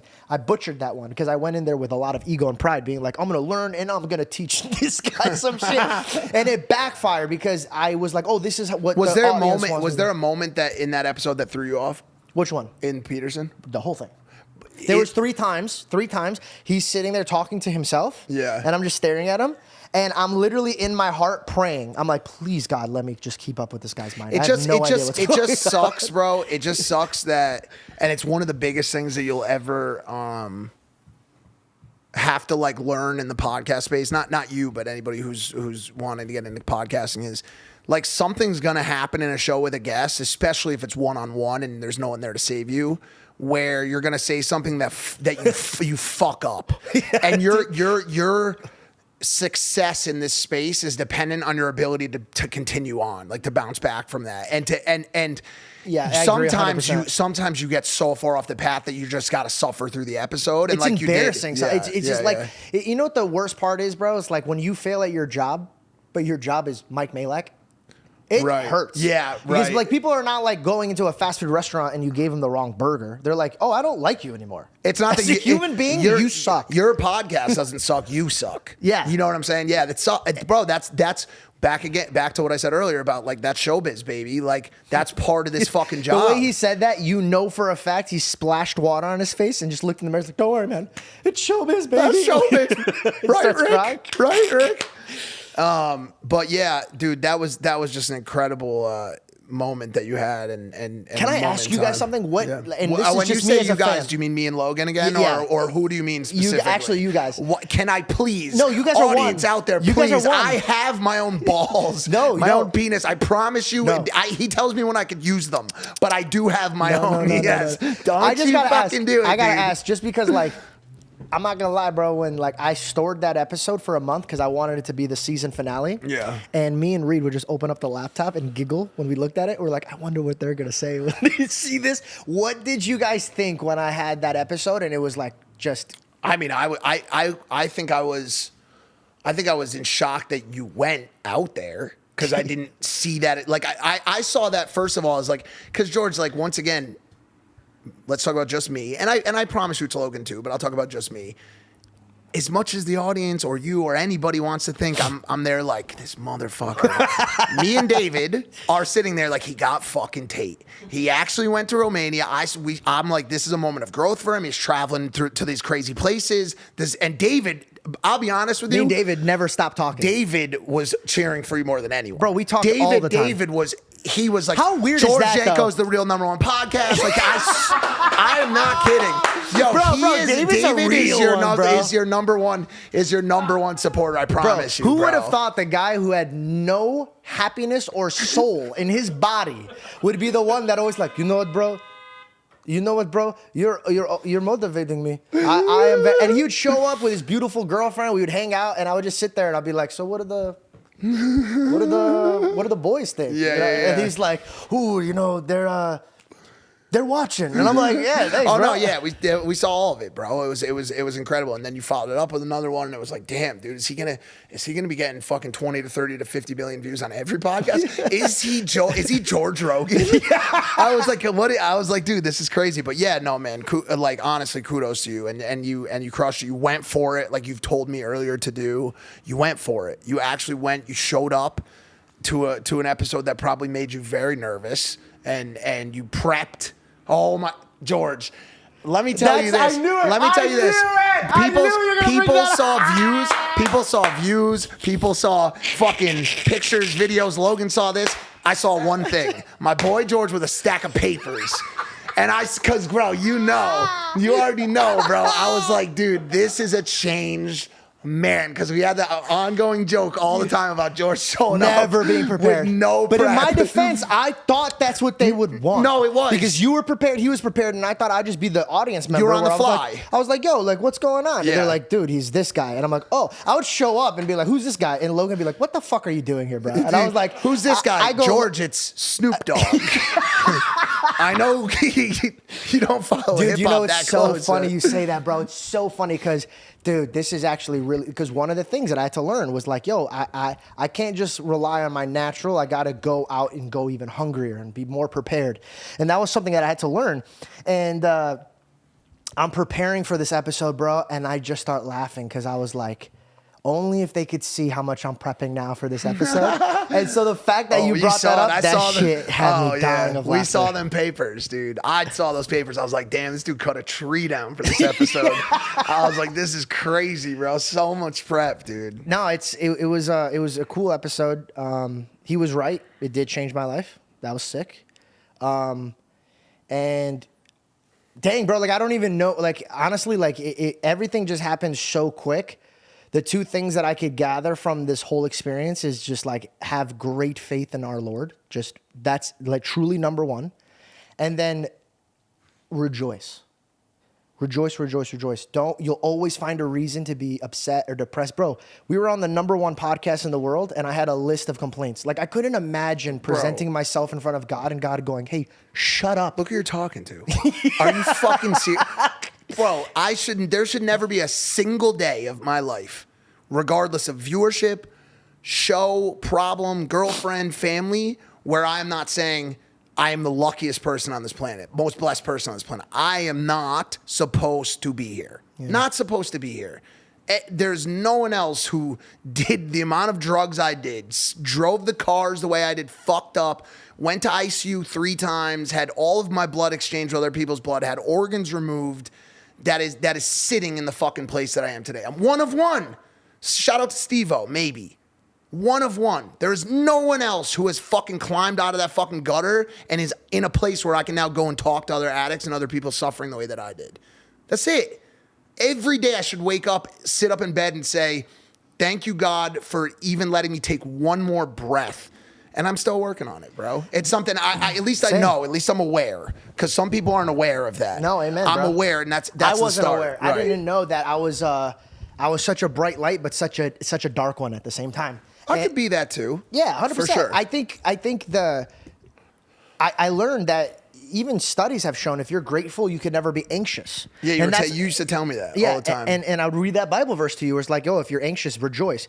But I would preach that to people, but I would never act that around people. Right. So it was a very bad place for me to be in to tell people how God is and then represent Satan all the time, right? Right. So that I had to work on. So he separated me. I worked on myself. And the 2 takeaways from everything that I went through is give all glory and all praise to the Lord and rejoice. Literally, if you just focus on Jesus Christ and rejoicing when you're in the gutter or when you're on top, because both could be pieces of crap. Yeah, for right? sure. You could be on top and be like, this is it. This is what all I did. And now I'm still miserable. Give me the gun. Right. And then there's at the bottom, like, I can't get out of this. Give me the gun. Right. Like, there's like, you always could find this mental abuse and mostly it's on yourself. The people around you really want you to see you succeed. So I had to fix myself from the inside out. I read in the Bible where Jesus was talking to the Pharisees, and he says, you guys are so concerned about your outer cup, but your inside is filthy. And I had to take a look in the mirror and be like, yo, I am trying to represent the outside of my cup as if it's so good, but the inside of my cup is dirty. So like I literally just focused every single thing, all of my energy towards Jesus Christ. And God goes, oh, seeking first the kingdom, then let me give you everything else. And then everything got put on my lap, bro. That's when people are like, yo, I'm proud of you for doing what you did. And I'm like, dude, I did nothing. I did nothing but praise God and just show up. Praise God and just show up. And then all of a sudden, everything just kept. But it's a cheat code because now when you give all the glory to God, you give all the anxiety to God. So like I'm just sitting here as a passenger, just enjoying what's happening, seeing myself rekindle with my friend. Anytime I try to do that by myself, it backfired. I try to do my career by myself, it backfired. I try to rekindle with you, I acted like an idiot, it backfired. But then I gave it to God, and then through that, he washed me and he put me back. And said, George, get on this plane. Yeah. And I was like, and bro, and the way I said that on PBD was like, when I knew when I started talking about the cabin situation, it was gonna. I as soon as I said, I was like, "There's no coming back from this." I was like, it was a feeling that I had. That like I remember when I was talking about like the first class situation. Yeah. Oh, bro, that was so funny when you brought that up. No, and I'm happy everybody like laughed at it. Dude, me and Bell looked at each other like, why would he say because that? Because I like the way I tried to present it was it made me feel already like a scumbag. Yeah. Does that make sense? Where I got what you're. Okay. So yeah, I understood what you're saying, and I thought that was really funny. Okay. Yeah. But from an outside perspective, people are like, "What the fuck, Mike? Why would you bring that up?" As soon as I said it, the commentary video stuff started. It was like had to bring up that he was in. No, I was like, no, you're not understanding. I was saying it made me feel stupid in the situation. Like, all right, guys, well, maybe I'll still be waiting when you guys get off the plane. You know what I'm saying? Like a fucking asshole. You know what I'm saying? Like, it made sense in my mind. I guess it made sense to you. But when you said it, I was like, oh man, this idiot. You know what it is? It's so funny. Like you're so well rounded with your thoughts and your words, but sometimes they don't join up. When you're on a camera or a podcast, it just goes poof, gone. It's one of the problems I have. Okay, well, hold on. How is there anything good happening right now we could discuss? Everything. I mean, dude, there's so much good stuff going on. I mean, we talked about karate combat, and more so, like right now, I'm trying to think of where are you moving? I'm selling the house. I'll probably stay here for the time being. Why don't you come to Arizona? Honestly, dude. We could start a podcast. Honestly, dude, I'm really, I in a weird way, I kind of want to like just shed a skin, like really just start fresh in a lot of ways. I said, look at you and I look at, bro, even Logan and Jake, bro, they shut their YouTube channels down. They picked up boxing. They didn't even talk about boxing. They were just boxing. They were just prepping, exercising, fucking around boxing. Look what it turned into. Like I think sometimes, bro, if you're in the extreme luxury that we're in with the ability to potentially do it, where you're able to say, you know what, this is no longer serving me or anyone else. I'm just going to give up everything. Yep. Like, dude, there's been moments recently where I've been thinking about going to Nepal. To Nepal, where like the Buddhist monks live. Buddhist monks? Do you know what Buddhist monk is? Nepal is a country. Oh, okay. Yeah. I thought it was just a different Paul you were wanting to go to. The new Paul. Nepal. Yes, yeah, exactly. It's the new Paul. Maybe I'm saying it wrong. Nepal. Anyways, it's where the Buddhist monks practice. And I've just been thinking about like, bro, more and more I've been discovering that this thing is, this is the devil.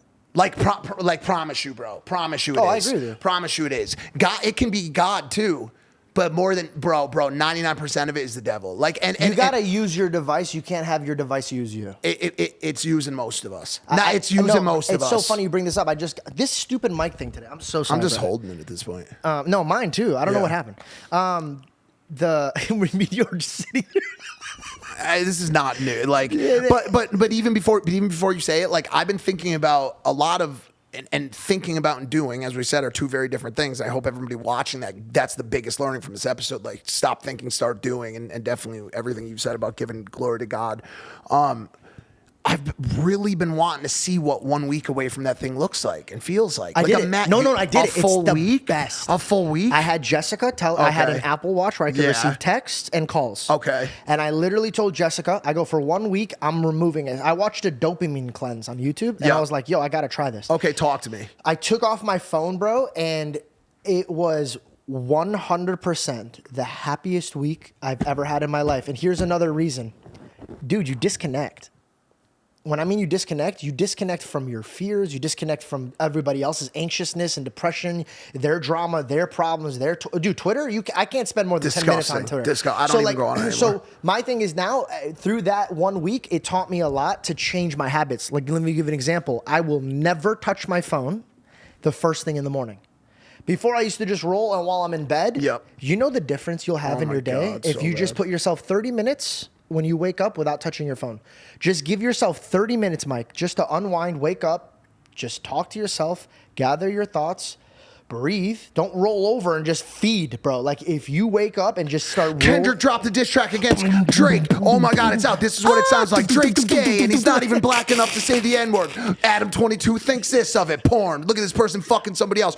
Oh my God, that person's head got blown off. Look at it here with the blood still all over it. Like, bro. Before you brush your teeth. Before you even step foot on the ground, it's programming you to say, okay, life is chaos, and this is all it can ever be. Yeah, like it's so bad, and I like, honestly, one of the things that you do have that I'm envious of, but also I can get there too, is just this discipline to actually like enact these changes in your life.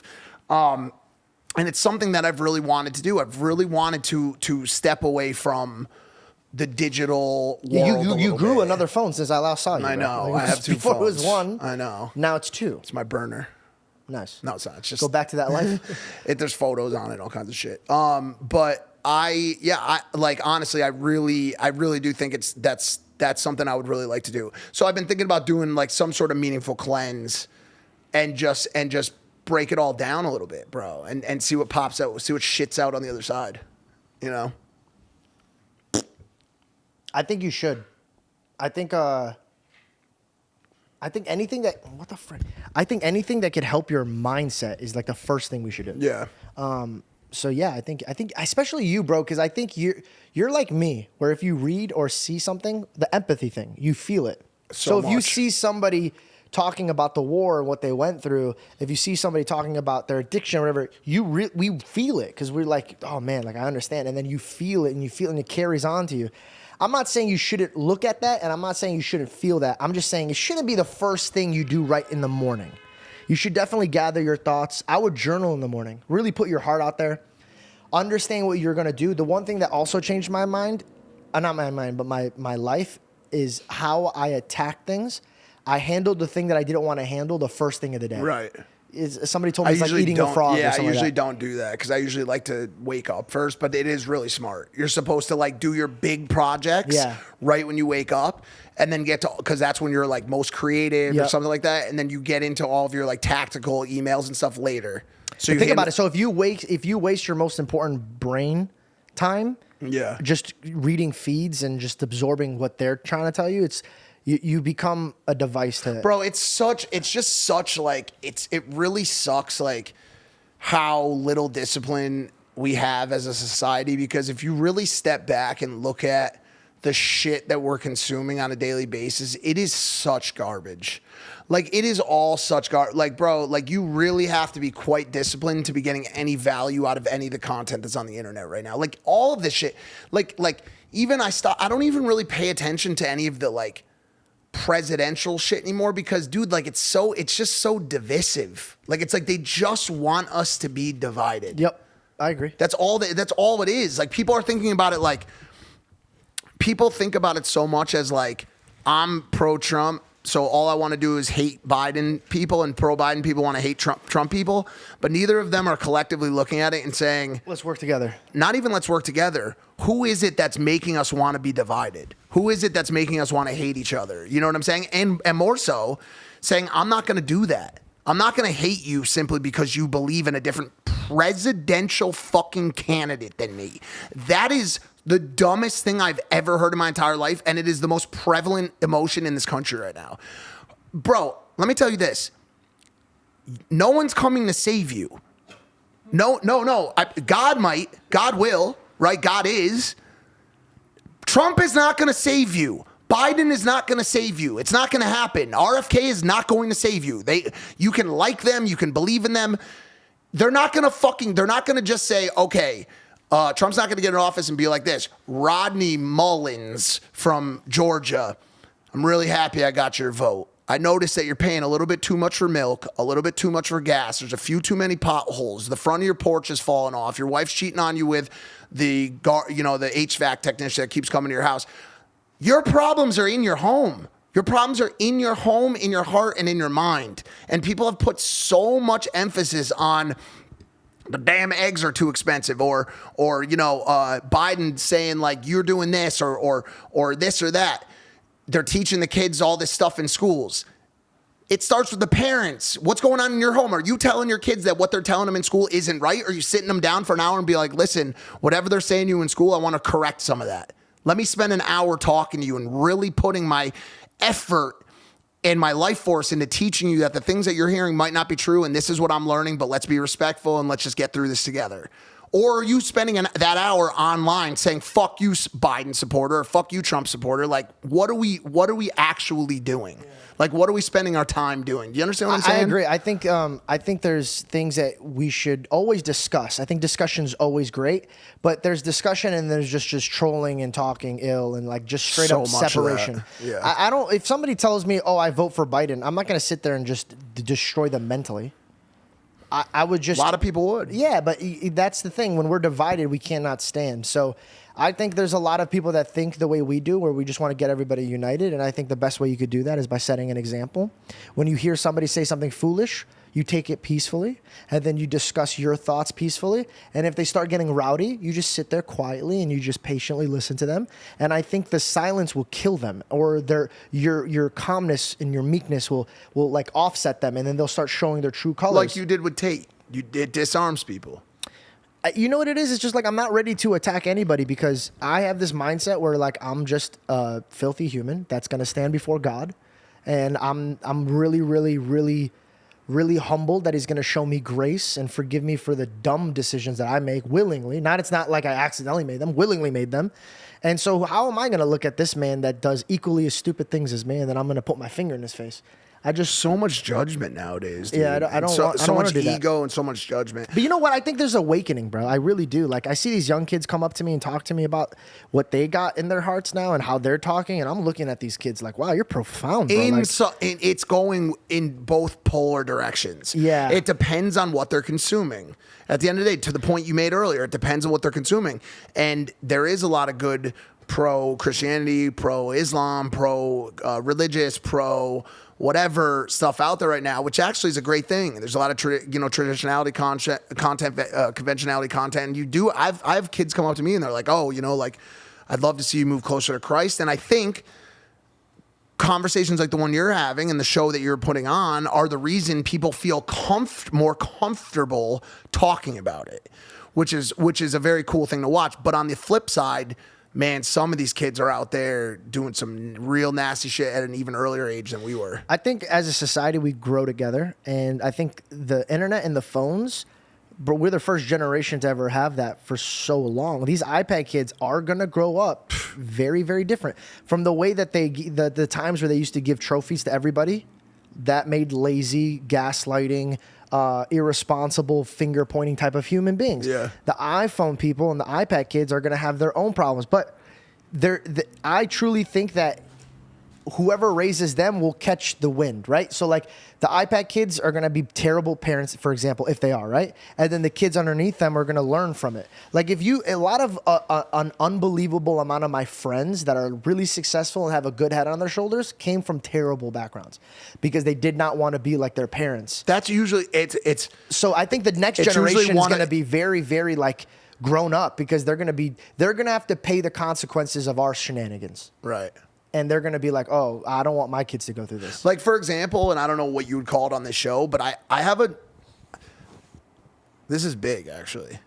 I have a very different relationship with corn nowadays. It's porn. Oh, That's gotcha. what they say. Oh, corn. Yeah, I don't watch it anymore at all. Good for you. I don't. Has it improved your sex life with your girlfriend? Yeah, actually, it has. It does. It really has.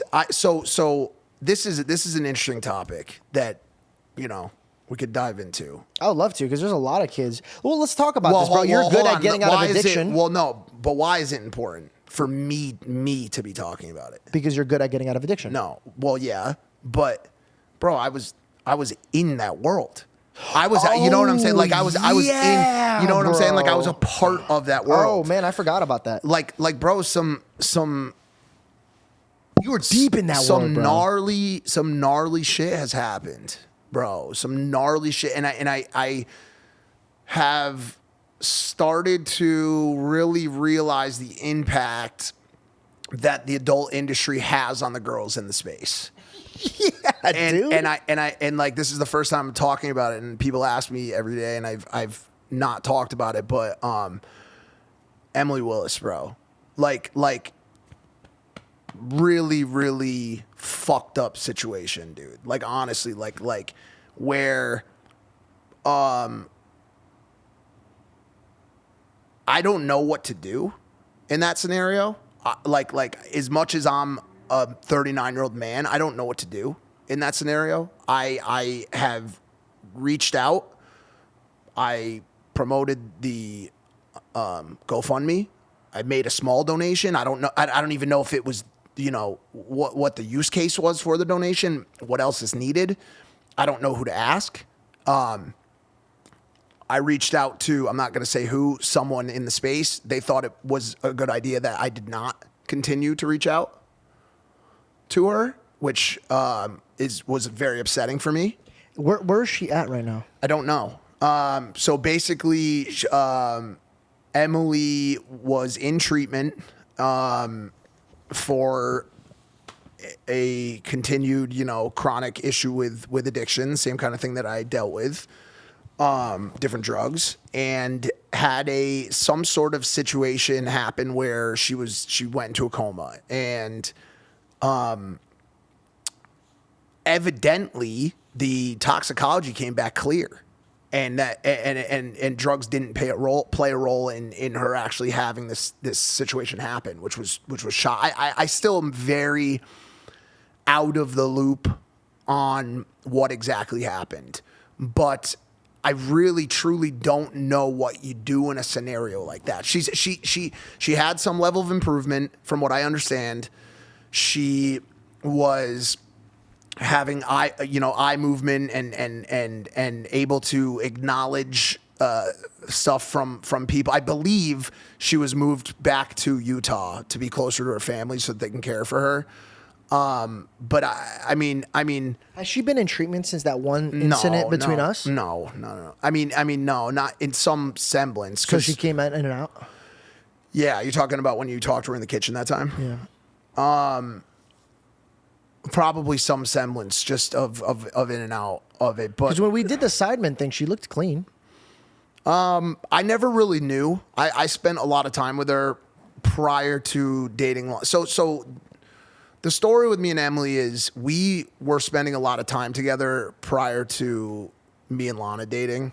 Like romantically? Yeah. I didn't know that. No, yeah, you did. No, yeah, you did. Me and Emily were like in a lot of ways, like I think in her. But that wasn't a serious thing. I think you guys were casual. Casual, but I think you know how quickly it's possible to be serious in one person's mind and not the others.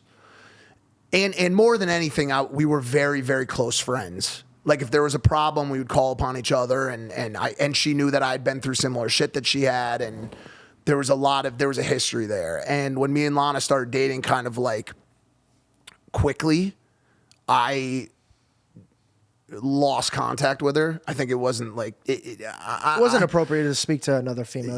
And also I don't think she was. I don't know if she was like super happy about like the timeline and how quick it kind of like took off, and like me and her not like maybe having a chance to cut our thing off and like stop, talking and stuff. And me and Lana would move fast. You know what I'm saying? And so we ended up talking again after me and Lana split up, became friends again. We were shooting content. We jumped off the top of the Las Vegas Tower together. Like we did this like rappel and we were hanging out here and there. And she was, I love Emily. I love her. She is one of the best souls, just the sweetest souls that just, back to the beginning of this conversation, got tangled up in the demons of all of this life, you know. And what was your learning curve from this? Like, well, I don't know. I mean, I guess one of them is like, it is like, bro, I try my best to check in, bro. I try my best to check in. And as someone who built their life off of networking, I can only check in on so many people, bro. I mean, we talked about this earlier. Maybe I could have done a better job calling, texting a second time or a third time. Yo, I love you. I'm here for you. I'm here for you, bro. And I didn't do that with her either.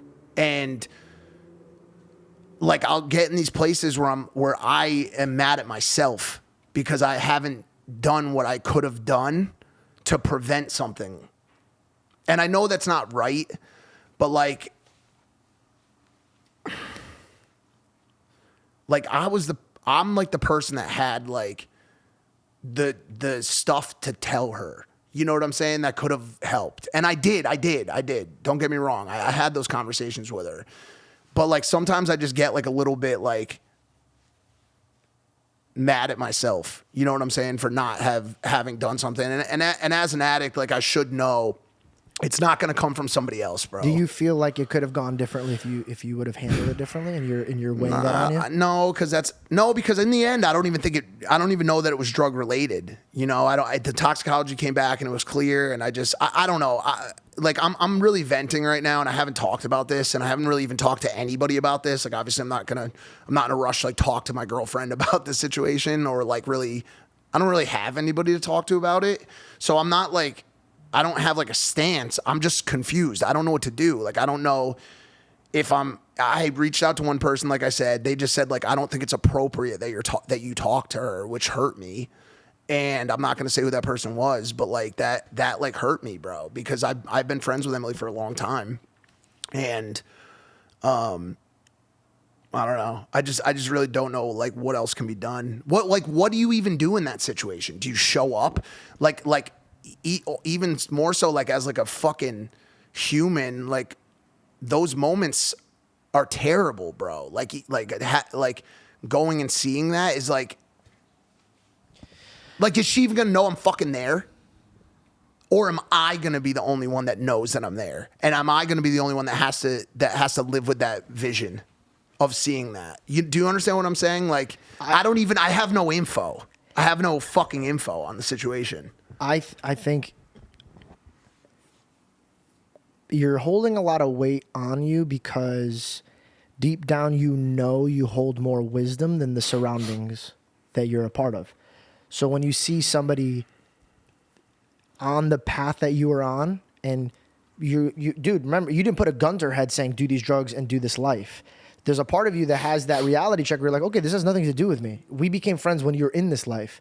But then there's other part of you that's like, well, I wrote a book not to say I'm a book writer, it's because I want to help people. And I think that what's hurting you is that you see periods in your life where you could have stepped in and kind of pushed her in a way that a shepherd does sheep. You're not going to control the sheep, but you could help manage and say, hey, you know, like I've been here, I know where you're at. You should act like this and doing this. So I think the takeaway is this, bro, like take from the bad and the good and move on. You're broken and so is she. So you shouldn't be holding the weight of her decisions, but moving forward when you're next year and you see in this young girl's eyes moving in the same way that Emily would be, then take it upon yourself to be like, no, I'm not going to let this one fall through the cracks. So if God forbid she does go into the fire, I could rest assured knowing that I chose and did everything that I can to get you from not to touch the fire.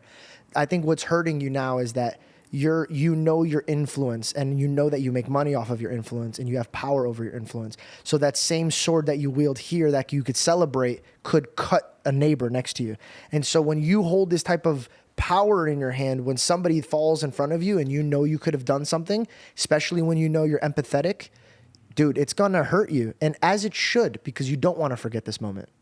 It would be worse for you to see this and then not take it into consideration. That's when you should be worried. But for you to be sitting there puzzled, hurt, confused, frustrated, that's good. You're trying to work out this problem. Rest assured, none of it's on your fault. None of it. I know that. I know as somebody who like couldn't be changed by any doctor or rehab, like, you know what I'm saying? Like it took me taking those cues, but like any addict watching this, like it's on you. It's on them. It's only when they're so sick of it and they can't take it anymore. They can't live one more day in that shame, that pain, that sadness, that despair, and they decide to pull themselves out of that pit. You know, I think you should bring it to God. And I know it's like, okay, here's the part where he talks about God. I mean, I do. I pray for her. I pray for her, but I just honestly, like, I don't. It's just such a weird situation, bro, because I've lost people. And honestly, like this is something people talk about when they come from, not that I do, but when they come from like a real gutter street life. It's almost, there's closure in death. Seeing someone kept alive by a machine is a very, very hard thing to cope with, you know? And I have nothing on her family members and loved ones, you know what I'm saying? Like that, I'm a friend, you know, who cares deeply about her. But like, dude, there's such a difference between, it's almost like this purgatory. You know what I'm saying? That like, you're just, you as a person, you're praying and hoping every day that things are going to get better. But I just don't know, man. I don't know how to even approach it. I think the toughest thing that a leader or a father or a husband or a mother could go through is doing their absolute best to give wisdom to someone you love so they don't hurt themselves, but then you're watching that person hurt themselves over and over again. Like, for example, your mom. Like, your mom suffered more than you. You suffered because you were in the situation that you were in your body and you're in the blood and the transfers. And yes, you hurt, but I promise you, bro, I promise you with every bit of my heart, your mother hurt more. Well, I know that. You read the book. Yeah. You know I know that. I mean, it's so, like... So that's the thing, and I think maybe that's the driving vehicle for you to do what we were talking about in the beginning of this episode, is like, I think that you know that there's a lot more Emilys out there. And I think that and I hate to be the guy to say this, but I think that you dabble in the industry that puts people in that place. Which one? I mean, bro, like when you have a porn star girlfriend and you promote this stuff. No. That's why I brought this conversation up. Well, hold on. I want to be a little cautious. So, I know there was no OnlyFans links. There was no. My goal. When you see Mike Majlak, you think of beautiful naked women and burgers. That's your brand.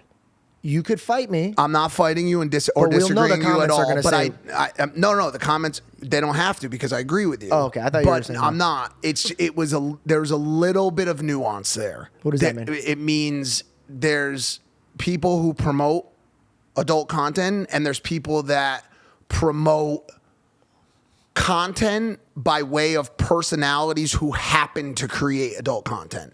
Does that make sense? But what happens like when there's a somebody watches you and then walks that direction? No. There's a reason why I no longer make that type of content.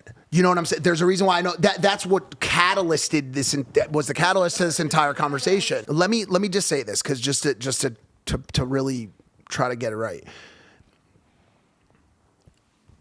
I always thought, and they are, I still think that these are people. These are people, broken people maybe not making the best decisions, people who may think they're making the best decision. Who knows? Some of them were Lana was already completely disgusted by the decisions she had made in the past. Disgusted by it. Well, just unfortunately can't make it go away, right? When I make content with them, obviously with the goal of driving views to my content, it was never to say, yo, get in this like a super skimpy outfit and hold a sign with your OF link on it. I could have done. Do you know how much money I would have right now? A lot. Do you have any idea how much money I would have right now Millions. if tens? If You promoted links, yeah. Not even just promoted links. What if I'd said, Agent them. yo, the first ever Lana tape back is me and Lana. And by the way, Lana, we're splitting half and half. Do you not think that was not an option? She was about to go back anyways before we started dating. It was everything was I could have gone as deep as I wanted into that space. I was the mainstream, besides Adam, the mainstream contact for that space. Could have gone as far as I wanted. Never dropped the link. Never said, yo, follow this, whatever, or promoted X, Y, and Z. Never did it because I may have walked close to the fire, and now looking back and probably like, damn, I wish I hadn't gotten that close to the fire and don't want to do it anymore. But I look at I look at them as people. Yeah. I look at them as people. Now, unfortunately, if the result of having them in my content is more young men watching that type of content, then I can't do it.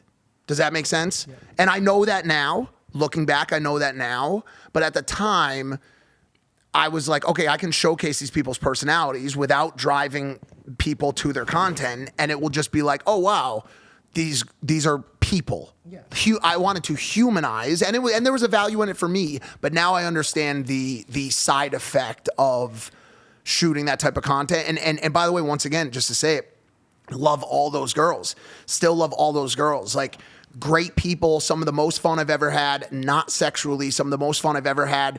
They're cool girls, they play their guitar, they hang out, they're fun conversations.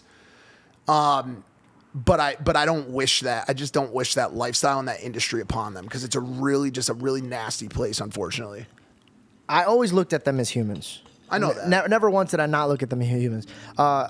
If a young lady decides to do OnlyFans, I look at her the same way as the man who's buying the OnlyFans. Yep. It's the same thing. And yeah, how weird is that relationship? I'm not one to look at any. Let's bring up Lana or Sky or anything. When I see God looking down on Earth, I don't see him looking at Lana and looking at Sky and then looking at George and being like.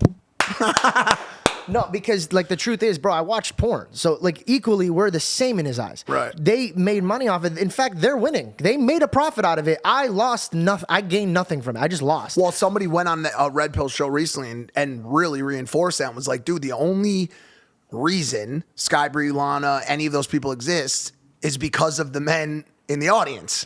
You can't point your finger. It is a which one came first, the chicken or the egg situation for a lot of guys. Because if, say, the content didn't exist, right, then the audience wouldn't exist either. So which one, you know what I'm saying? Here's the thing. I would look at Sky and be like, listen, you're smart, you're beautiful, you're funny. You've made these decisions. You could go in this direction. The same way that I would look at this young man and be like, look, you're good, you're healthy, you're young. Just go this direction. I'm not saying that they're beneath me and I'm not looking at them like they're not people. But the same way as you, it has nothing to do with drugs and has nothing to do with porn, but the way you're handling your business, I'm like, hey, dude, I want you to do better in life. For sure. You should take this approach. I think because there's so many people on podcasts being like, if you do this, you're gross and you're disgusting and you're blah, blah, blah. But then guess what? The truth catches up to them. And then something in their closet gets pulled out. So this is what happens. So don't play yourself. That's why when I tell somebody like Sky or Emily or Lana, like, hey, you shouldn't do this, is because I struggle with it. Right. I would watch you ladies online, or I would watch you do this, or I watch you do that. I'm not pointing my finger saying, hey, stop this. I'm just saying our life would be so much better without this. We should do this together. You should stop shooting it and I should stop jerking it. Like, I'm never looking at it like I'm above you looking down at you. I'm just saying that I was unwise, and if I would have kept that behavior, it would have ruined this beautiful relationship that God put in front of me. So when God saved me with wisdom to get out of this, I just want to take the same medication and give it to my neighbors and be like, hey, I love you. Like, dude, I'm glad you made this money. You did all that. Take it now. Go do your own thing. Like, you don't need to do this anymore. I'm not going to judge you from your past, bro. Like, me and you are the same thing. In fact, I think you're in a better position. You have more finance now. Now you can get out of it. That is a huge thing too. Like, it is the passage of time and the internet's inability to understand that the decisions that someone's making right now are not indicative or representative always of the person they are at their core. Like, look at the conversation we're having right now. Like, I realized that mistake a while ago. I stopped, you know what I'm saying? Like, I've maneuvered out of that content lane. I'm not doing that type of content anymore. I'll see them, I love them, but I'm just not doing it anymore because it also just made me feel cheap too. And it was like a cheat code, which I have been trying to move away from to garner more of that passionate content style and audience that you're talking about. I also noticed physically, not just morally, but physically, the effect of jerking it. Like, honestly, and I've had this conversation with people and they always try to fight me on it. And it's No. It's so funny too, because when I first came to LA, there was this kid named Andre Ducum. Obviously, you know Andre. Oh, yeah, Andre. Yeah. Who at the time was living at Logan's house, right? Alongside all of us. And dude, I talked to him recently, and it's so funny because when I got here, fresh off the fucking plane from the East Coast, this dude is like, okay, so here's what you're gonna do. You're gonna eat whole grain foods, right? Not processed meat, right? And every 3 days a week, you're gonna drop your body into a freezing cold bathtub. It's called ice plunging. Then what you're going to do is you're going to sit in the sauna to actually sweat out those toxins, but you're not going to whack off ever. You're going to protect your semen. We call it semen retention. I looked at this kid, I said, or Logan, who the fuck is this kid? He wants me to eat whole, unprocessed foods. He wants me to dunk my body into an ice bath. He wants me to have so much semen in my wee-wee that a vein is going to be protruding out of my forehead that's filled with nut. And what the hell is he talking? And I told him the other day, I said to him, I said, Andre, I called him. And I said, dude, every single thing that you said, I now do. He like, it was even more than that. He's like, okay, so every morning you're going to wake up, you're not going to look at your phone. You're going to sit and you're just going to be still. You're going to breathe. You're going to be calm. It's going to set your day in motion in the right way. You're going to set intentions. You're going to manifest positively for the day. And I'm like, no, I'm fucking not. I'm from the East Coast, bro. I'm going to wake up. I'm going to check emails.